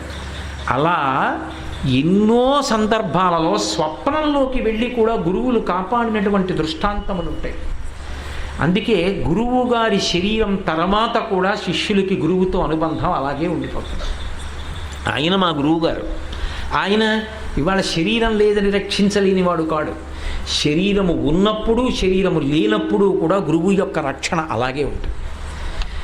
అది గురువు యొక్క తత్వంలో ఉండే గొప్పతనం.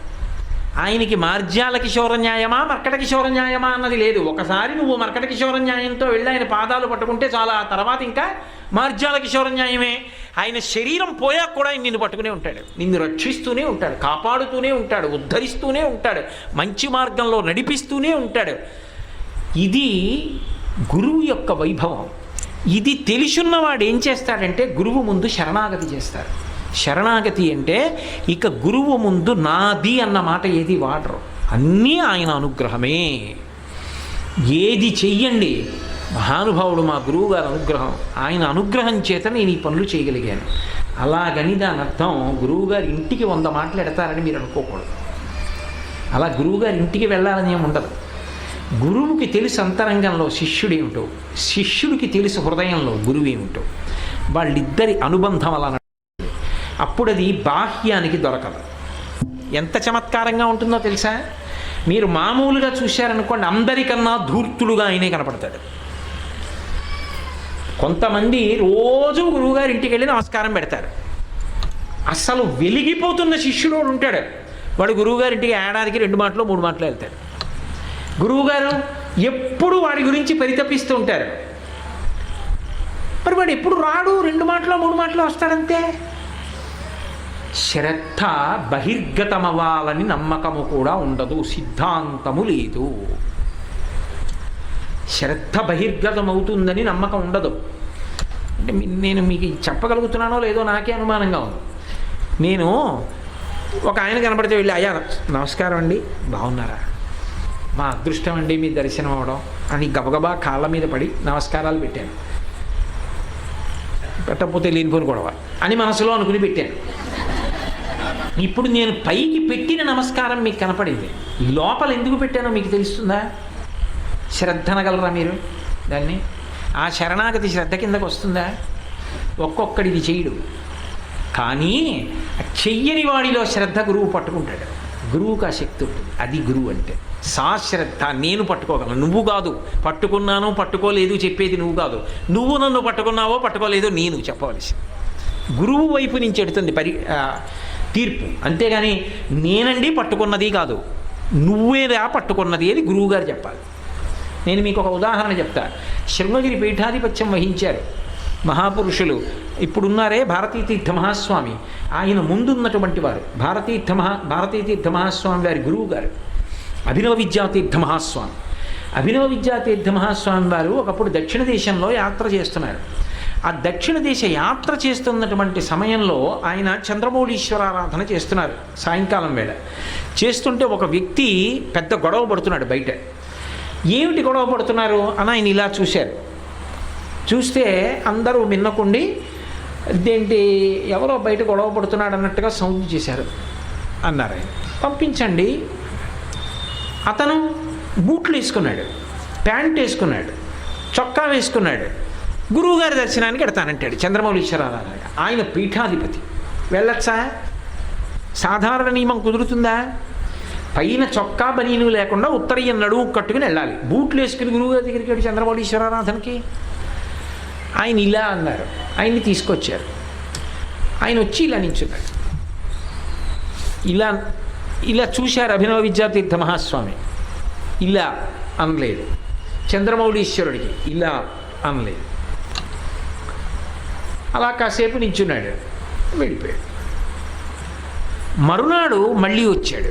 చంద్రమౌళీశ్వర ఆరాధన అవుతుంది. ఇప్పుడు పంచె కట్టుకున్నాడు, ఉత్తరీయ నడువు కట్టుకున్నాడు, బొట్టు పెట్టుకున్నాడు, వచ్చాడు. ఇవాళ బాగా మారి వచ్చాడే మనిషి, సంతోషించారు అందరూ. ఇవాళ నమస్కారం పెడతాడేమో గురువుగారికి. ఇది ఒక చమత్కారం. సాధారణంగా శిష్యుల్లో ఎలా ఉంటుందంటే, వాడు చూడు గురువుగారికి నమస్కారం కూడా పెట్టలేదు అనుకుంటారు. అది తప్పు కాదు, వాళ్ళ ప్రేమ. వచ్చి అలాగే నించున్నాడు. గురువుగారు చూశారు ఇలాగా.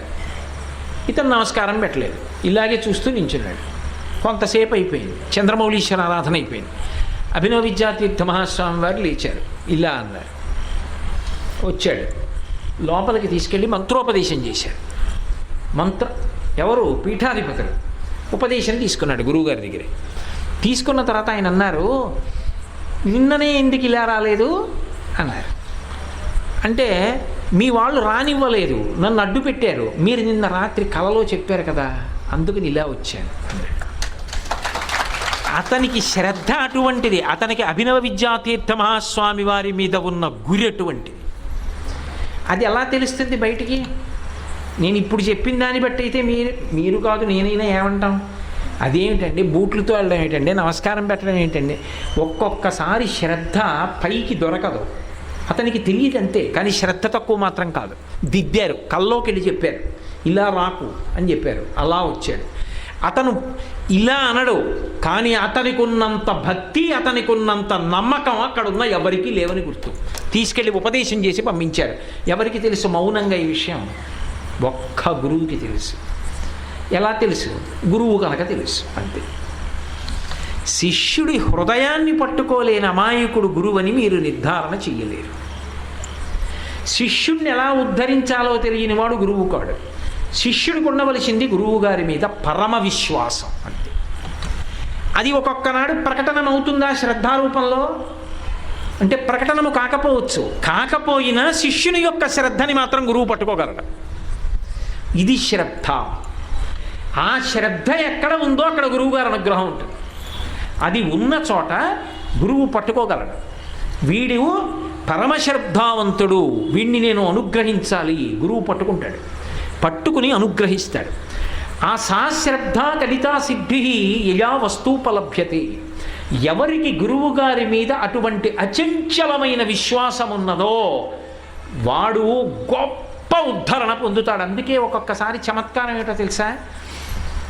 గురువుగారికి ఒక అనుమానం వస్తుంది, నా దగ్గర ఉన్న ఇంతమందిలో నిజానికి నా మీద అపారమైనటువంటి విశ్వాసం ఉన్నది ఫలానా వారికేనేమో అని అనుమానం వస్తుంది. గురువు ఏదో అనుగ్రహం చెయ్యాలనుకుంటాడు. అంత విశ్వాసము ఉన్నవాడేనా? ఒక చిన్న పరీక్ష పెట్టాలనుకుంటాడు. ఇది మీరు బాగా గుర్తుపెట్టుకోవాలి. గొప్ప అభ్యున్నతిని అనుగ్రహించే ముందు ఎందుకని గురువు ఈశ్వరుని ఒక్క ప్రార్థన చేస్తాడంతే అనుగ్రహం సిద్ధిస్తుంది. సిద్ధింపచేసే ముందు పరీక్షిస్తారు ఒకసారి. అది తట్టుకోవడం చాలా కష్టం అంటే అచంచల విశ్వాసము లోపల ఉంటే ప్రవర్తన ఎంతో తెలిసిపోతుంది. అది లేదనుకోండి, మీరు ఇంటి దగ్గర ఏమన్నారో తెలుస్తుంది, మీరు వస్తువు ఏమన్నారో తెలుస్తుంది, వచ్చి ఏమన్నారో తెలుస్తుంది, తర్వాత ఏమన్నారో తెలుస్తుంది, అన్నీ తెలుస్తాయి. అప్పుడు మీరు మరికొంత పండే వరకు ఆగవలసి ఉంటుంది. నేను మీకు ఒక ఉదాహరణ చూపిస్తా. ఒకప్పుడు శివగురువు ఆర్యాంబ శంకర భగవత్పాదుల యొక్క తల్లిదండ్రులు. శివగురువు ఆర్యాంబ త్రిశూర్ క్షేత్రంలో భజన చేయడానికి వెళ్ళారు. భజన అంటే రామనామము రమ్యమైనది రామనామం అని కాదు. భజన అంటే సంప్రదాయంలో 2 అర్థాలు ఉన్నాయి. ఒకటి భగవన్నామం చెప్పడం, రెండో భజన ఏమిటంటే కొన్ని రోజుల పాటు నియతి కాలం దేవాలయంలో ఉండిపోతారు. అక్కడే ఉండిపోయి అక్కడే ప్రదక్షిణాలు చేస్తూ అక్కడే కాపర ఉండిపోతారు. గుళ్ళు ఉండిపోయి దేవాలయంలోనే బ్రహ్మచర్యంతో పడుకుంటారు. దేవాలయంలో తెల్లవారుజామున లేచి నిత్యకర్మ చేసుకుని ఈశ్వరుడు ముందు కూర్చుని ఏవో భగవత్ సంబంధమైన విషయాలు పారాయణ చేసుకుంటారు. అలా కొంతకాలం నీతి కాలం అలా ఉంటే ఈశ్వరుడి యొక్క అనుగ్రహం కలుగుతుంది అని అలా అనుగ్రహిస్తాడు. త్రిశూర్లో వడకనాథేశ్వరుడు అంటారు. ఆయన అనుగ్రహిస్తాడు. ఆ నమ్మకంతో వెళ్ళారు. శివగురువు ఆర్యాంబ బిడ్డలు లేరు, భజన చేశారు. అప్పటికి 40 రోజులు 42 రోజులు దాటిపోయింది. శివుడు ఏం కనపడలేదు వాళ్ళకి, ఎక్కడ ఏమి సాక్ష్యం కనపడలేదు. అనుగ్రహిస్తున్నాడు. శివగురువు ఆర్యాంబ దగ్గరికి వచ్చాడు. వచ్చి అన్నాడు, ఏమో లోకంలో చెప్పుకుంటారు త్రిశూరు వచ్చి పరమశివుణ్ణి భజన చేస్తే కొంతకాలం పాటు అనుగ్రహిస్తాడంటారు. కానీ నాకు ఆ జాడ ఏం కనపట్టలేదు. అవన్నీ ఏదో అభూత కల్పన. ఇక్కడికి వచ్చి అంత చేసినా కూడా నాకేం కనపట్టలేదు అటువంటి ఆధారం అన్నాడు. వెంటనే అరక్షణం ఆలోచించకుండా ఆర్యాంబంది, నో దేవతాను జడిమా మనుష్యే అన్నాడు. ఎంత మాట అన్నారు? సాక్ష్యం కనపడలేదా అంటే మన ఎందేదో దోషం ఉంది అనుష్ఠానంలో, ఈశ్వరుని ఎందు కాదు. అది దిద్దుకోవాలి. మీకు అనుమానం వచ్చింది, కాదు మన తపస్సు సరిపోలేదు, ఇంకా చెయ్యాలి. ఏమో ఎంత ఫలితం ఇద్దామనుకుంటున్నాడో దానికి తగ్గ తపస్సు పూర్తి అవ్వలేదన్నమాట. 42 రోజులకి సరిపోలా. ఇంకా ఎంత చెయ్యాలో అంత గొప్పవాణ్ణి కడుపులోకి పంపించాలంటే. కాబట్టి నో దేవతాను జడిమా మనుష్యే శ్రద్ధకి పరాకాష్ట ఆర్యాంబ. ఓ అలా అంటావా? శివగురువు మళ్ళీ అనుష్ఠానం చేశాడు. ఎవరొచ్చారు? వడకనాథేశ్వరుడే శంకర భగవత్పాదులుగా ఆర్యాంబ కడుపులో ప్రవేశించాడు. మీరు తేడా చూడండి. అందుకే శివగురువు ఉపనయనం చేయలే శంకరాచార్యుల వారికి. శంకరాచార్యులు వారు చాలా చిన్నతనంలో ఉండగా శరీర త్యాగం చేశారు. మరి ఆర్యాంబ శరీరం వదిలిపెట్టేసిన తర్వాత శంకరాచార్యులు వారు యోగ మార్గంలో వచ్చి 2 చేతులతో శరీరాన్ని పైకెత్తి అగ్నిహోత్రుణ్ణి ప్రార్థించి అంతిమ సంస్కారం చేసి ఆవిడ కోరుకున్న లోకానికి పంపించారు. శ్రద్ధ యొక్క ఫలితం అలా ఉంటుంది. ఇది ఒక మాట చేత తెలుస్తుంది. దానికి గీటురా ఏమిటో తెలుసా? పరిస్థితిని కల్పించి చూస్తారు ఏ మాట వస్తుంది. అదే లోపల సంస్కారమునకు పొందిన పరిణితికి ప్రతీక. ఏ స్థాయిలో ఉన్నాడు తెలిసిపోతుంది. నో దేవతాను జడిమా మనుష్యే. ఆర్యాంబే ఎటువంటి అదృష్టాన్ని పొందింది? శంకర భగవత్పాదులకు తల్లిగా, శంకర భగవత్పాదుల సన్యాసానికి అమ్మగా, ఆతృత సన్యాసానికి ఆవిడ అనుమతిచ్చి శంకరాచార్యుల వారు సన్యసించి మనందరికీ భిక్ష పెట్టడానికి ఆర్యాంబ కారణమైంది. ఎందుకని? నో దేవతాను జడిమా మనుష్యే. ఆ మాట శ్రద్ధకి పరాకాష్ఠలో నిలబడింది కాబట్టి ఆ స్థానానికి వెళ్ళిపోయింది. అందుకే శృంగగిరి పీఠాధిపత్యం వహించిన మహాపురుషులు సచ్చిదానంద శివాభినవ నరసింహ భారతీ స్వామి వారికి దర్శనం కూడా ఇచ్చారు ఆవిడ. అంత స్థాయికి వెళ్ళింది ఆర్యాంబ. అంత అదృష్టాన్ని పొందింది. నిక్కచ్చిగా పరిశీలనం చేస్తే శివగురువు కన్నా ఆర్యాంబ పొందినటువంటి అదృష్టం ద్విగుణీకృతం. అలాగే ఒకప్పుడు భగవాన్ రమణులు అరుణాచలంలో ఉన్నారు. అళగమ్మ గారని వాళ్ళ అమ్మగారు కూడా విరూపాక్ష గుహకు వచ్చారు. వచ్చి ఆవిడతో ఉండేవారు. ఉంటే వాళ్ళ అమ్మాయి వచ్చారు. అమ్మ నీకు ఒంట్లో బాగుండట్లేదు, పెద్దదానివి అయిపోయావు, ఎందుకమ్మా వీడితో ఉంటావు? వీడు గిరి ప్రదక్షిణం అంటాడు, అటు ఇటు వెళ్ళిపోతాడు, ఏమీ మాట్లాడు, ఎప్పుడూ బ్రహ్మాన్ని అనుభవిస్తూ ఉంటాడు. ఎందుకమ్మా ఇక్కడ ఉంటావు, వచ్చేసేయి మన ఊరు వెళ్ళిపోదాం అంది. ఒక తల్లి పట్ల ఒక బిడ్డ ప్రేమతో ఏం మాట్లాడుతుందో అదే మాట్లాడింది ఆవిడ. నేనేం తప్పు పట్టట్లేదు సుమండి, అలా మాట్లాడింది. అలగమ్మ గారు అన్నారు, మీ ఇంటికి వచ్చి చచ్చిపోతే ఏం చేస్తారు? బండెడు పుల్లల్లో పెట్టి కాల్చేస్తారు. ఒంట్లో బాగులేదు కదా, వీడి దగ్గర చచ్చిపోతే, వీడు నేను చచ్చిపోయాక నా శరీరాన్ని 2 చేతులతో ఎత్తి రక్కసి ముళ్ళ పొదలో పారేస్తాడు. వీడు కాల్చడం అవి చేయడు, ఎత్తి రక్కసి ముళ్ళ పొదలో పారేస్తాడు. కానీ వీడు ముట్టుకుంటాడు కదూ, నాకు స్వర్గం వస్తుంది, లేదా నాకు ఇంకా జన్మే ఉండదు. వీడి చేత్తో పారేస్తాడు. వీడి చేత్తో ముట్టుకుంటే చాలు, ఇక్కడే ఉంటాను. ఆయన ఏమీ అనలేదు, అలాగే ఉన్నారు. అలగమ్మ గారికి అంతిమ శ్వాస ఏర్పడాలి. ఇవాళ సాయంకాలం ఆవిడ శరీరం విడిచిపెట్టాలి. పొద్దున్నుంచి కొట్టుకుంటున్నారు ఆవిడ. వచ్చి కూర్చున్నారు ఆయన. వచ్చి స్కందగిరిలో, అరుణాచలంలోని కూర్చుని ఆవిడ గుండెల మీద చెయ్యి పెట్టిన వారు అలాగే ఉన్నారు.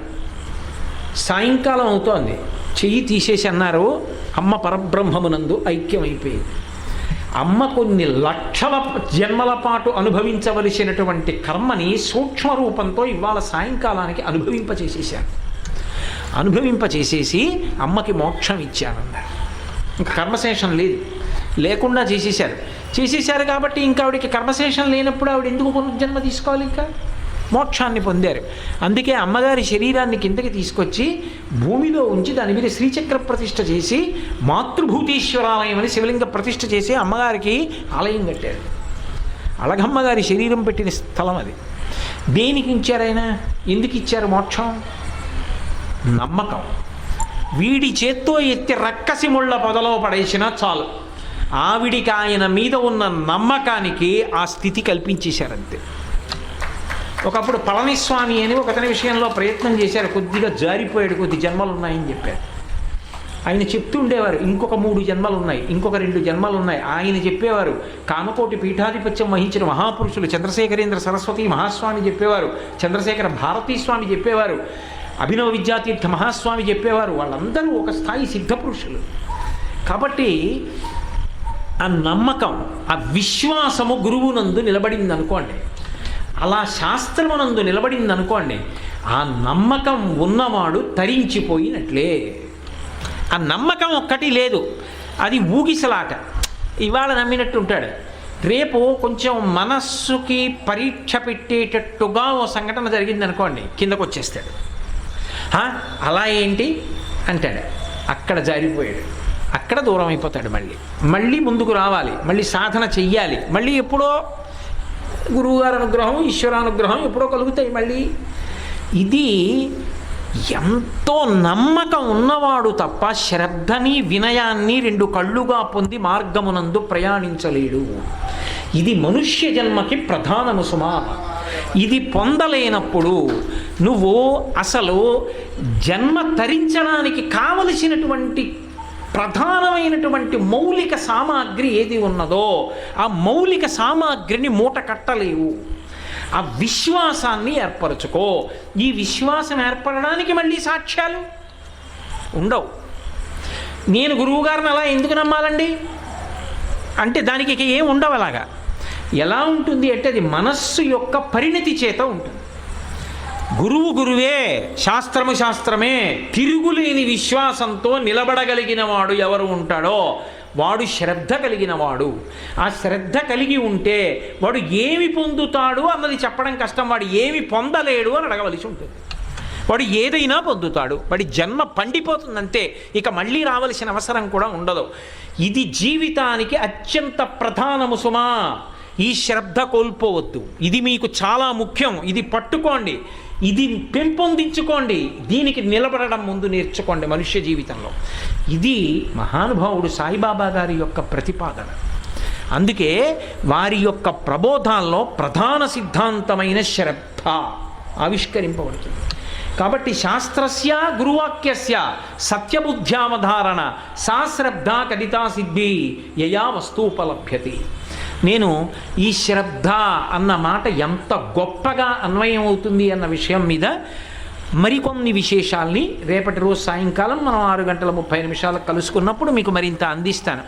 నేను ఎందుచేత ఈ విషయం చెప్పాను అన్నది ప్రవచనం పూర్తి చేశాక ఒక మాట చెప్తాను, అది తెలుసుకునే ప్రయత్నం చేదురు. కానీ మంగళాశాసనపరై మదాచార్య పురోగమై సర్వైశ్చ పూర్వైరాచార్యై సత్కృతాయాస్తు మంగళం. మంగళం కోసలేంద్రాయ మహనీయ గుణాత్మనే చక్రవర్తి తనూజాయ సర్వభౌమాయ మంగళం. ఉమాకాంతాయ కాంతాయ కామితార్థప్రదాయినే శ్రీగిరీశాయ దేవాయ బలినాథాయ మంగళం.